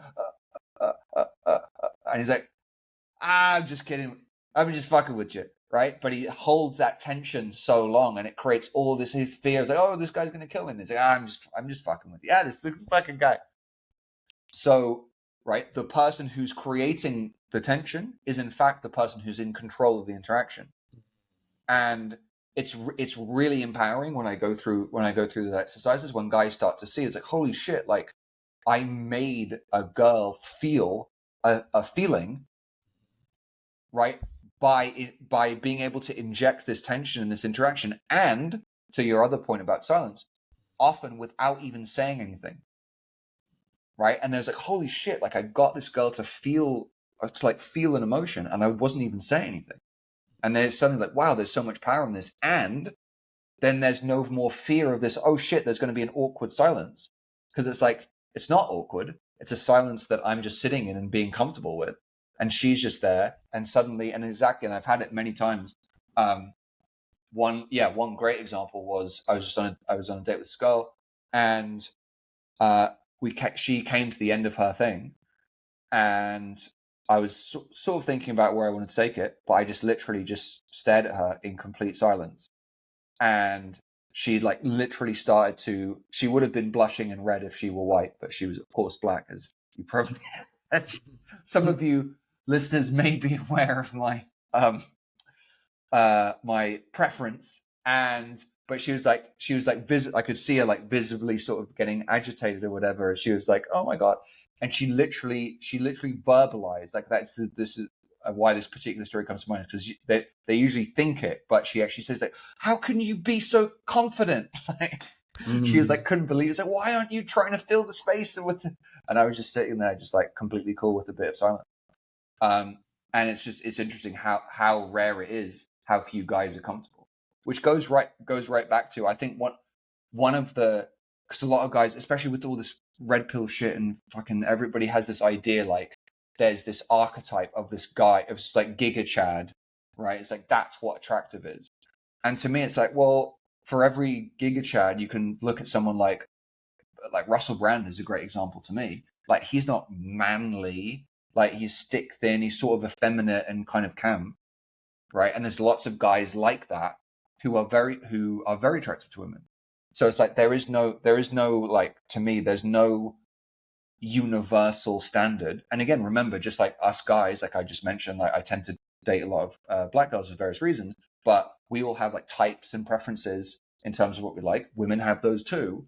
So there's no like, to me, there's, of course, like, be in as good shape as you can, like do as best you can with the cards you were dealt. Like, that's all you can really do, like physically speaking. But to me, what's really cool about being a man, not to go down the rabbit hole of toxic masculinity, but one of the things that I do appreciate about being a man, and I think it's good to celebrate men and women and the fact that we are different, is women are kind of fucked. Like, you can get thin, but like, as men, we're going to judge you primarily on how you appear to us. And if you're not above a certain number, there's nothing you can fucking say that's going to make us like, I don't care how many billions of dollars Oprah has, I'm not going to fuck Oprah. Like, I would never. Right. So, but what's cool as being a man is, yes, women are taking into account physical attributes, but as a more of an ongoing sum total of multiple different factors all simultaneously. And so what's really cool is like, yeah, do what you can with physical, but also know that's only a percentage of the equation. And for some women, it's more important, right? And for other women, it's less. And for other women have certain very, very hard preferences that they're not going to go against. And some don't care, right? One of the most common ones that I'm sure you guys get is I have a lot of guys who are like, oh, I'm this short, so I would never in a million years be able to date a girl who's as tall or taller than me, right? And they just have this completely firm belief that's just the way it is. And I would say it was like, there is a percentage that could be as high as 50% of women for whom being like you being shorter is a deal breaker for them. But for every one of those girls, there's another girl who doesn't give a shit. And on top of that, there's the physical, which is only a certain percentage. And then there's an enormous amount of percentage that's to do with your personality, how you carry yourself, and these deeper sort of traits and characteristics that you can work on, that you can improve, and that you can embody. And I think one of the biggest ones is, again, I've said it earlier, self-acceptance, or just like owning who you are. To me, like, that's, in terms of from the initial interaction to through a conversation to whatever, if you're unashamedly and unapologetically like who you are, to me, like, that's, if I could pick one thing, it's actually, I would specifically choose one of the characteristics I talk about in one of my programs, which is nonchalance, which is essentially playfully expressing who you are, like your sense of humor, like what you feel like expressing, without any concern about whether or not that's received well or badly or not. Like, and that was a huge shift for me, going back to your question about like, well, what changed? Was most mainstream dating advice, most mystery method stuff, most red pill stuff, most of societal programming is basically like around, it's basically in some way teaching you kind of that outside in politician strategy of I should check first how this might be received before I express it. And this is why, again, I don't want to get into a political discussion, whatever, but I think that this quality and this distinction is perfectly encapsulated in the 2016 election, right? People thought, whether rightly or wrongly, whatever, that Hillary Clinton was the quintessential sort of politician where they only express what they think will be popular with most people, and everything is like carefully sort of guarded, calculated, and precision. They only say what they've sort of their team has polled is like the thing to say that in that state when they say it, more than 51% of people will agree with it.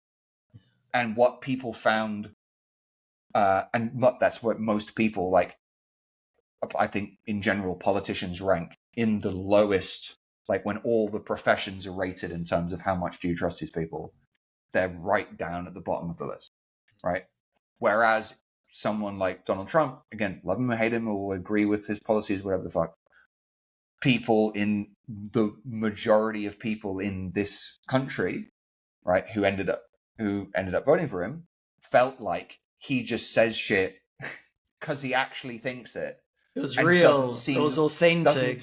Doesn't seem to really care if he gets a lot of backlash or a lot of people disagree, or if he's like being racist or whatever.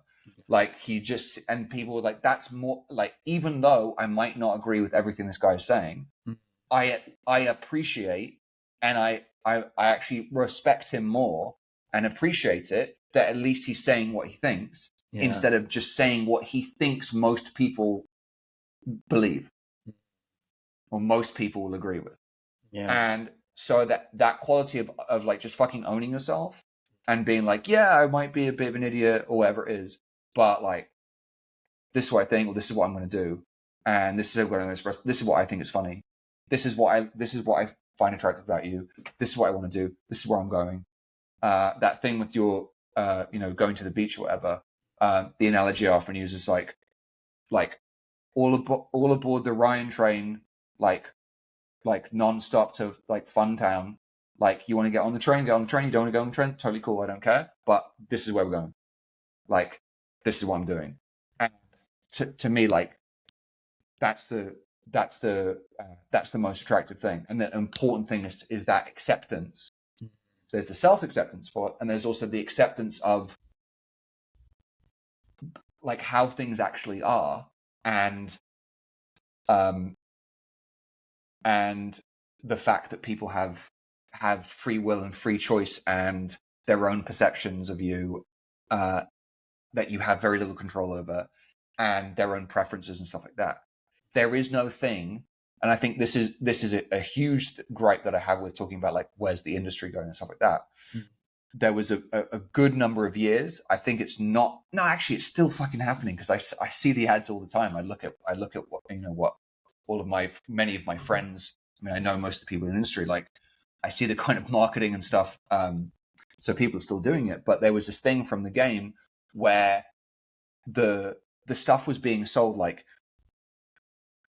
this unbreakable, under the radar opener, which works 100% of the time without the possibility of rejection. Just say these 3 simple words, and any woman, even if she's married, will instantly want to fuck you by hijacking this certain part of her cerebral cortex. And it's like, that's not real. There is absolutely nothing. Even Brad Pitt, George Clooney, whatever, can possibly say that's going to make 100% of the women that he says it to want to have sex with him. There's no such fucking thing.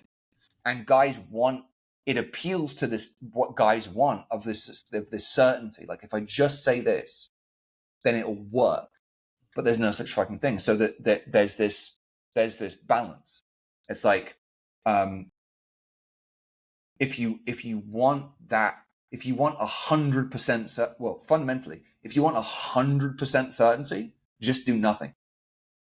The only certainty I can give you is 100% of the time. If you do nothing, you'll get nothing. That's it, right? So if you're gonna then decide, no, I want to do something, well, then it's like, if you want to hedge your bets and reduce rejection, then that path is this sort of very subtle, under the radar maneuvering, and all of this stuff, which I have to say, like, it's very advanced and it's complicated and requires a lot of this sort of techniques, and constantly, like, you're going to have to be in here a lot, because you have to be checking, like, oh, I can't say this yet, and I have to wait till she says that, but I have to get her to believe this first. I have to go over, there's the obstacle there, I have to go do her, and then I have to pull her around and make sure that she doesn't see that I do this. And it's like, yeah, I mean, if you want, it's really hard, right? And that may reduce, or at least delay, the point at which rejection occurs, but there will inevitably be some rejection. Or you could probably actually get roughly the same percentage of rejection, but just front load the whole thing and just actually be fairly direct with what the fuck is going on, and accept the fact that there's going to be a high percentage of people, maybe over 50% of people, won't want to get on the fucking train. And that's cool. Right? Again, if you're not coming from that place of scarcity, then I'd much rather spend the majority of the time focusing my attention and giving value and taking conversations further down with, and investing time and energy and stuff like that into people who are already be like, yeah, I'm on the right train, 100%. Right? In much the same way as, like, again, as a business thing, right? You don't want to be like, as general as a business strategy, unless you have like infinite budget, right? It's really hard to go out to this mass market audience and convince a bunch of people who might not necessarily be interested in your product or whatever, to, like, no, be interested in this, and then move them down the line and convince them, or like they already bought something from someone else, and like go convince those people, no, you should be with me. To me, it's like, it makes a lot more sense. This is what, like, good businesses in general do. They go out to a narrower segment of the market who were already interested in that thing, and then they spend the most amount of time and effort actually going back to people that have either already expressed interest or have already bought something from them before, to deepen the relationship with the existing customers, right? And it's the same principle. So I'm going to go in, I'm going to express, and immediately have a yes no, right? Would you be at all interested? And if, like, absolutely not, you're a cunt. It's like, cool, thank you for saving me time. My dad always says this. He was a great businessman. He was like, my second favorite answer to a quick yes in a business context is a quick no. Is that a quick no stops me wasting my time. I don't have to follow up anymore. I don't have to waste more emotional energy, and I can then focus on the rest of the deals that might be a yes. So a quick no is my second favorite thing. Obviously, a quick yes is my favorite. Right? So the same way, like, I want to go in, express myself authentically and intent, and I do things intentionally, both in person and online, right? I intentionally want to be divisive, be love me or hate me, right? So that I can just immediately weed out, without investing anything emotionally, in the girls who were eventually going to say no. Just like, cool, thank you. Thank you for not wasting my time. So now I can focus on the maybes and the yeses, and then there's just deepen the interaction and keep going with them. Yeah. And so then what you end up with is setting up a life, like having a life and setting things up and doing things in a way where I'm only ever surrounded by people that get me and resonate with me and, like, want to be around me, because I've filtered that out immediately, and I'm just spending my time and deepening the relationship with people that, like, actually think I'm fucking awesome. And even if that's, even if that's 1% of people, that's still, what is that? 60 million people? 600 million people? I don't fucking know. It's a lot. It's enough. It's enough, right? Like, the lay count doesn't have to be 6 million. I'm all right with, I'm all right with 600. I don't know. Yeah. And yeah, that's actually the final, you mentioned about lay count. It's like, yeah, I think I see this a lot, and I think I can't, again, reach into the mind of some of these guys, but in my reading, what's going on is this: a lot of these guys, yeah, they come from that wounded place. They get to this point where they say, "Oh yeah, I can get girls now," and then it becomes more of a it's getting validation from other guys about, like, look at the hot girl. And this, again, I was guilty of this. I said that. I hold my hands up. But what I see a lot as well is, like, there's one guy who I know, and he, like, very loudly proclaims his lay count to his potential students in the thousands. I'm like, that's super cool. And also, to me, what is going on there, and what I've seen with guys before, is they, again, if you're going from that outside in way, right? If you're doing that sort of mystery method based kind of philosophy, then you're building this sort of facade. You're building this shell of techniques and mechanisms and stuff that isn't actually you, right? It's stuff that you've been told, it's material and stuff that you've been told, like, works to get a result. And you can, arm yourself with all these things, and it's actually serving to protect the inner core of who you actually are, like, away from that. So I have this way of, and we all, of course, to a certain extent, do this. Like, we all have, there's like, many of us will have a professional work persona that's different from our persona that we'd be with our friends from school. That'll be different from, like, when we speak to our parents. Like, we'll interact with people in different ways, of course, but they have this sort of this shell and these techniques interacting with women that's getting them a certain result. And then, to me, what happens is the real risk there, like the risk of vulnerability, is to then, once you sleep with a girl a few times, you actually like her, is to then sort of start to peel away that protection facade, that shell, and to allow her to actually go to peer sort of somewhat deeply into who you actually are, to reveal things about yourself that you usually hide, right? Because maybe, yeah, it is a bit vulnerable, and maybe they don't present you as the fucking most alpha bro ever. And for many guys who get to a certain point in this, that's too scary. It's too much to lose. Because that's really the point, right? It's one thing for a girl in a bar who you never see again, or you've never met, right? If she says fuck off, it's like, well, is she really rejecting me? Like, no, she doesn't know anything about me, right? That's a very common thing that a lot of guys teach. It's like, she can't reject you because she doesn't know you, right? She's just rejecting the situation, or, like, whatever it is. But if you've actually slept with her a few times, and you're, like, going on dates and whatever it is, and you're spending time together, and then you reveal yourself, well, if she rejects that, then she is rejecting you. And it goes right back to prove that core underlying thing that most of us guys have not even begun to address, let alone solve. That proves I really am not enough. That proves who I actually am is defective or wrong or not enough in some way. And yeah, that's, to me, that's the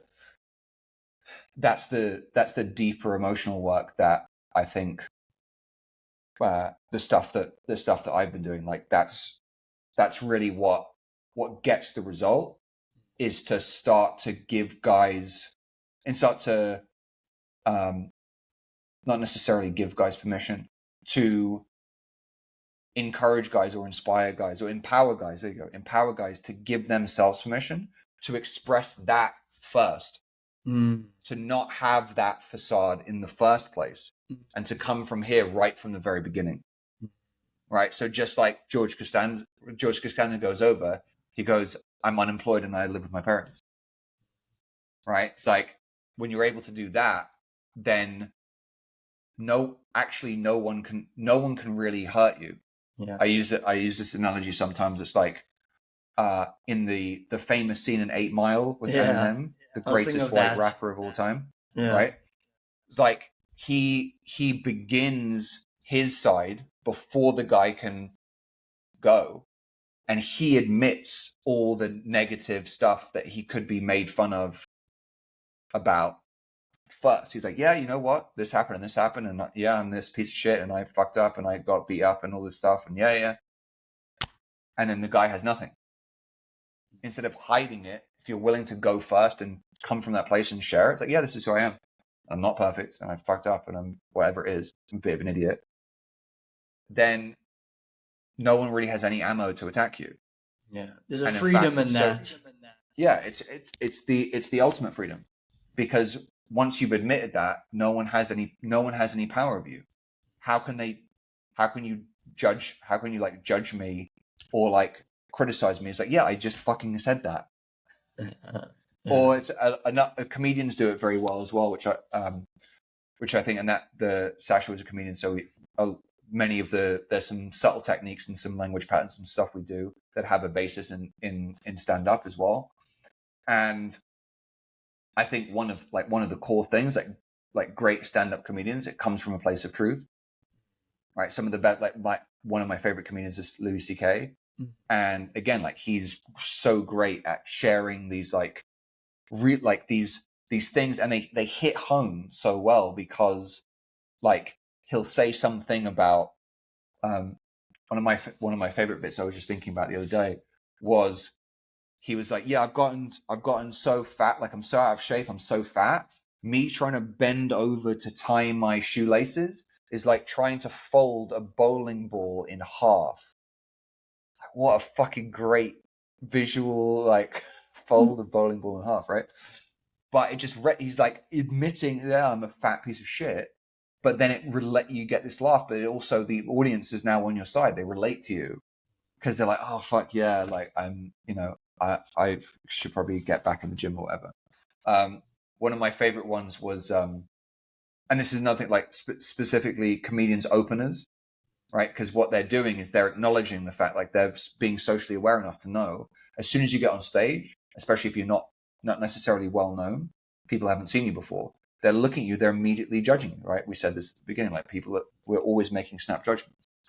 So if you try and fight that and like ignore it or whatever it is, well, then you open up yourself to be heckled and made fun of, and then you have to like come up with something back and shit. But if you're willing to go first and be like, yeah, I know I look like a bit of a ginger cunt or whatever, then they have nothing, right? And so some of my favorites, Joe Brand would do this one for years. She's a really big fat female comedian, and so she'd get, I don't have a way of doing it, but she'd stand and there's the mic stand like in front of her like this, Yeah. and she'd just like move the mic stand to the side and just be like, yeah, I'm just going to move this over here so you guys can see me. And it's just so, she's fucking fat as fuck. So things like that, like being willing to come from that place of, this is exactly who I am, I'm not going to apologize for it, I'm going to own it and I'm going to express that, and admit or bring up or even make light of, in a somewhat self-deprecating way, not like, oh yeah, I'm just some piece of shit, but like in a fun way. Doing that, it's really freeing, and it's a huge pattern interrupt because people aren't expecting it. And to me, it's a powerful way to make a connection with someone, because when you do that, you give them permission to actually be themselves back to you. Yeah. And you were talking about like energetics and stuff and groundedness. And one of the things I talk about is, yeah, like once you get out of the head and you're actually present and you're grounded and you're in an interaction, I tell guys to look out for that. And some of them, even on the first day or something, they start to experience this. But I found, like, going up to a girl, like if we're just standing, standing facing each other, there's this wonderful energy that's in like this solar plexus, like here, you can't really see where I'm pointing, but like right here, that sort of, it's almost this magnetic pulling together. There's no, there's nothing actually pulling, but it's literally when two people are grounded and you've removed that barrier. You're not coming with some facade, and you're expressing yourself in a way that shows like, oh wow, this person just owning who they are and just like saying whatever they feel. They take theirs down, and so you can just connect. And there's literally, you can like experience, like very frequently my students do, like you experience like, oh, there's literally like a magnetic attraction between men and women that's already there. It's like literally already there. It's just that we put all these barriers up to protect ourselves from the possibility of being rejected. Yeah. And if you just strip that away, and that's another huge shift. It's coming from, and Bruce Lee talked about this a lot. It's not about, most guys are coming in with this things like, I'm shit at this, and I'm not enough, as I've said. So I need to add more things. Like, give me more stuff to say, give me more techniques, give me more things, so I can have enough things to be good enough for this woman. And over the course of usually the 2 days or whatever, it's actually, yeah, there's like, here's a technique and here's a thing to do. But fundamentally, it's actually just about stripping away all of the social conditioning, all of the crap, all of the defense, all of this literally this facade, this brick wall that you've put in place thinking that it's going to protect you, which has been preventing you from literally having that magnetic attraction just happen automatically without you even having to do anything. Yeah, the art of allowing. Those are so many good points there. I almost see this journey for men as the initiation. It's like an initiation by fire, you know? It's not just like this padded little fluffy cloud. Maybe you have some experiences like that as well, but it's like a fire. But what it's really doing is burning everything away that's not you. You know, all those fake facades and everything you put on, just burning it away. And that can be painful in the moment, like your ego, or to some extent, some of these sub personalities are being burnt up. But then what's left underneath that is, as you said, that authenticity, that resemblance of who you are. And it's been a fascinating chat today. Last kind of point or question for you, Ryan, and then we'll look to wrap it up. It's kind of a two-part question. So you've obviously spoken about all the dangers in this space and all the pickup artistry stuff and the mystery method things going on. Have you ever felt from your side, because you seem like a man of truth to me, a man of authenticity, have you ever felt almost overwhelmed to some extent of all the, I don't know, toxicity in the community, like where you thought, I just need to get out of this stuff. This dating space is not for me. Like maybe I feel a calling into other personal development. But if you have ever felt that, what's made you stay around? Because obviously you've had. And then the second part is like, tell us a little bit about where you see things going for your future, for your coaching. And then at the end, we'll kind of wrap it up and we'll plug in the links where people can find you and get in touch with you regarding your coaching. Yeah. So in terms of where I've seen the industry going, there's definitely, I don't buy into sort of toxic masculinity as like a thing. Certainly not ours in Western media. I think in fact it's just an attack on men and masculinity at all, because they want men to be feminized, and they want this sort of tension and this battle of the sexes, and they want all of the who's they, the powers that be, the ruling elite, whatever you call it, the media. But in terms of where I've seen like the industry going before, like there was many times over the years, and this is what Sasha and I we started a bunch of events called the Infinite Man Summit back in 2016, where we were intentionally sort of looking to be branching out and being a lot more holistic with stuff. So like one of the other things about like pickup artistry and mystery method stuff was I found it to be very, very myopically focused on like just one aspect of life, like to the complete exclusion of all else. And this sort of pathology was really really nicely encapsulated in one particular guy who was on this one forum in London.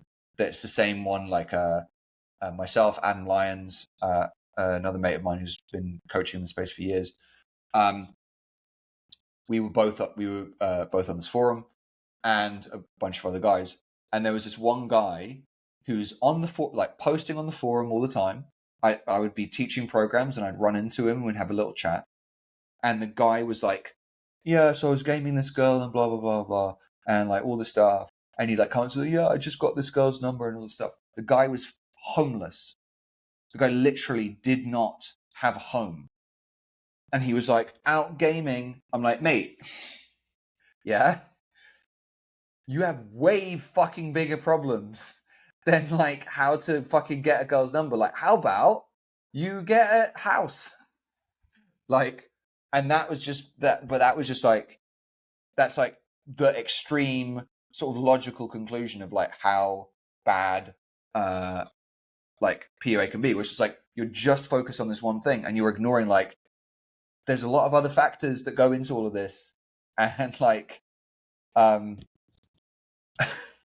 so we did these events where we're like, well, there's a bunch of different areas that all go into what makes a guy who is like well balanced and holistically has a lot of stuff all there, like has a solid foundation that you can like build something from. And then as you improve these different areas, like it all sort of synergistically comes together. So it actually makes the, like, for example, if your finances are like really fucked, then you can have some good game, but it's like this will always be in the back of you, like, shit, like I can't really take her out on a proper date and have to do a workaround, and it's fine. Like, yeah, I'm not saying you have to go out like and fucking spend $300 on a date when you have to be some baller. Like, again, a lot of this red pill stuff, like you have to be this fucking baller before you're even allowed to talk to a girl. It's like, no. But like it just makes everything harder. And again, if you don't have a career or a job, or maybe you own your own business or something where you're like really aligned and like you're doing something you're passionate about, again, like that makes things like that should be, I would say, like dating and business sort of together. I would say the dating skills actually, to be honest, like first is a really good like stepping stone, because again, as we were talking about, if you have the skill of being able to walk up to a stranger, an attractive woman who's a complete stranger, and start that conversation, you definitely have the ability to cold call men, right? So you already actually have like useful, valuable sales skills just by being able to do that. So these things kind of build on each other. But yeah, if like any one of these, or if your health is fucked, you're fucked, right? As like it's a Chinese proverb. A healthy man can have a 1,000 different goals, but the man without his health only has one. Right? So like you can have all the money in the world, but if you're in a hospital bed, it doesn't fucking matter, right? So there's different aspects that go into all of this. And so yeah, what I really didn't like about pickup was just focusing so myopically on one area of life, and like this one little domain, and not even that, just literally just like girls in nightclubs. It's like just talking to girls in nightclubs, that's it. And then it's like, what about all this other stuff? No, it doesn't matter. Just nightclubs and just girls. And the more recent sort of red pill stuff, well, in my opinion, you can, if someone wants to correct me if I'm wrong, I'm pretty sure that the genesis of a lot of this stuff comes out of, so in the mid 2010s or something, there was a lot of that, the game had been out, a lot of people were teaching boot camps everywhere, like RSD was getting big and stuff like that. So there's a lot of people who were going and doing courses or using this material and then not getting results and feeling disempowered and feeling like basically like how I was before I was about to quit, like very similar to that. And so this forum sprang up called PUA Hate, where a lot of these disgruntled guys were meeting, and they were talking about like all the courses and all the stuff, all the gurus that they hated, and why they were all scammers. Like basically, they were like everything at all that tells people that they can improve in any way is a scam. I think they call And it black pill these days. I didn't even know yeah, about that, but it's a new one. Yeah, so like a lot of these guys were like black pill, but basically it was like before any of these terms were around, there was PUA Hate, and there were guys basically just talking about like there's no such thing as self improvement. The only thing that matters is looks, money, status, LMS, right? And this is where you get and then like soon on the heels of that, like Rollo Tomasi's book came out, and that sort of became the sort of but a lot of this red pill community with that. And these were guys that were like very, very disgruntled, and there's absolutely no scientific backing of like any of the stuff that Rollo Tomasi talks about and any of these red pill guys talk about. Like the idea that you just can condense everything that matters is just like whether you meet this model, like how close you are to looking like Giga Chad, and then how much money you have, and then like how much social status you have, and that's it, is fucking absurd. It's absolutely fucking absurd. And I really, it's sad to it's really, really sad to me, because I've had now from all this red pill stuff. I had a guy on a call a few months back, and he was a very, very good candidate for my program, and I was unable to get him off the fence, not because he didn't believe that the program was good, not because he didn't think that I knew what I was doing, not because he didn't see like all the hundreds of testimonials that I have, not because he didn't have the money, not because of any of these things. But he was like, no, man, he's like, I have to be, he was basically setting in his mind, he's like, I have to be like way more of a fucking baller, like Dan Bilzerian, Andrew Tate fucking, I have to be so much more like high value, and I have so much more money, and I have to have a Lambo, and I have to have all the stuff before like, and then none of this is the point. He was literally just like not giving himself permission to even get started, because it's like, oh, I'm not at this level yet, because all these people have sold in this ridiculous lie that you have to fucking, you basically have to be Dan Bilzerian if you have any hope of like before you even have permission to talk to a girl. And it's just like that's pissing me off, because it's so there just like we were talking about the game, like that there was some good bits of that sort of inspired me to sort of get into health or whatever, but underneath the surface of it, the vast majority of the material is actually quite disempowering. It's actually doing more good damage than good. And the same way, there's some basic red pill stuff, which is like, you should like try and like work hard and earn money and whatever. Yeah. And go to the gym, and duh. But the rest of the message and a lot of the stuff is like actually really disempowering, because it's basically just reinforcing society's message of, you are not enough unless you earn six figures and you're 6 foot tall and this, then you are not good enough, and you don't deserve to. That's why you're getting no matches, hardly any matches on Tinder, And it's because you are a beta piece of shit. And it's like, yeah. So that's I don't know like where that's going, or what to do about it. All I can do is go on stuff like this and argue against it and give guys hope. It's like, hey, I'm certainly no Brad Pitt. I'm certainly no Dan Bilzerian. I'm not, nowhere close to a billionaire yet. And I've done all right. And I think that's the other thing as well. It's like a lot of these things, like from Mystery Method and again Red Pill, it presents this one, and a lot of the stuff even out there that's now is like they present this sort of this one vehicle. They're like, yeah, you want a girlfriend, right? And you're like, no girlfriend right now. So the way you're going to get there is you're going to earn loads of money. You're going to get a Lamborghini. You're going to be the most alpha baller in the nightclub. And you're going to go out to the club and like splash around a bunch of cash. And you're going to surround yourself with all these hot chicks. And you're going to do all this shit. And then you're going to get a girlfriend. And for the average guy that I work with, it's like, they don't want to go to a fucking nightclub at all. Like, they don't even really want to drink alcohol.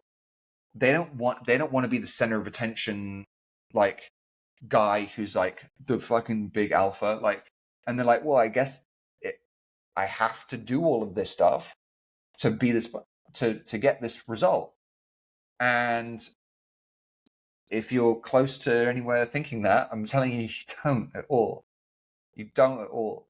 You can be by being comfortable, because that's the thing. All that's doing is it's telling you you have to pretend to be like somebody else.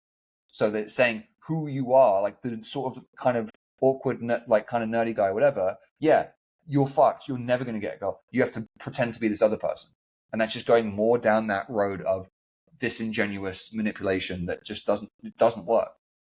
So my message is like, you can actually there's a way simpler path to just ultimately, if you just want like a cute, sweet girlfriend who loves you for you, that you can like spend time with, cuddle on the couch with, watch Netflix, cook together, go out and, who loves you and you have great sex with, then you don't have to do all that. You don't have to be some fucking baller at all. You just have to know how to take advantage of this everyday situations where that perfect girl is just like coming out of yoga class, grabbing a cup of coffee, walking to meet your friend on the subway or whatever it is, like at the gym.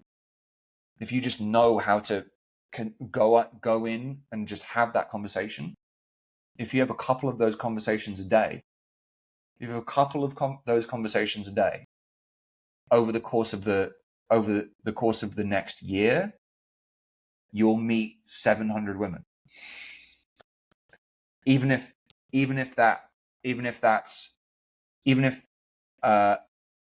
do 1%, even if you see 1% of those women again, right? Even if you end up dating 1% of those women, that's 7 women over the course of the year, which is the total average, the worldwide total average number of sexual partners a man will have in his entire life. And you'll do that in 1 year. It's actually not that hard.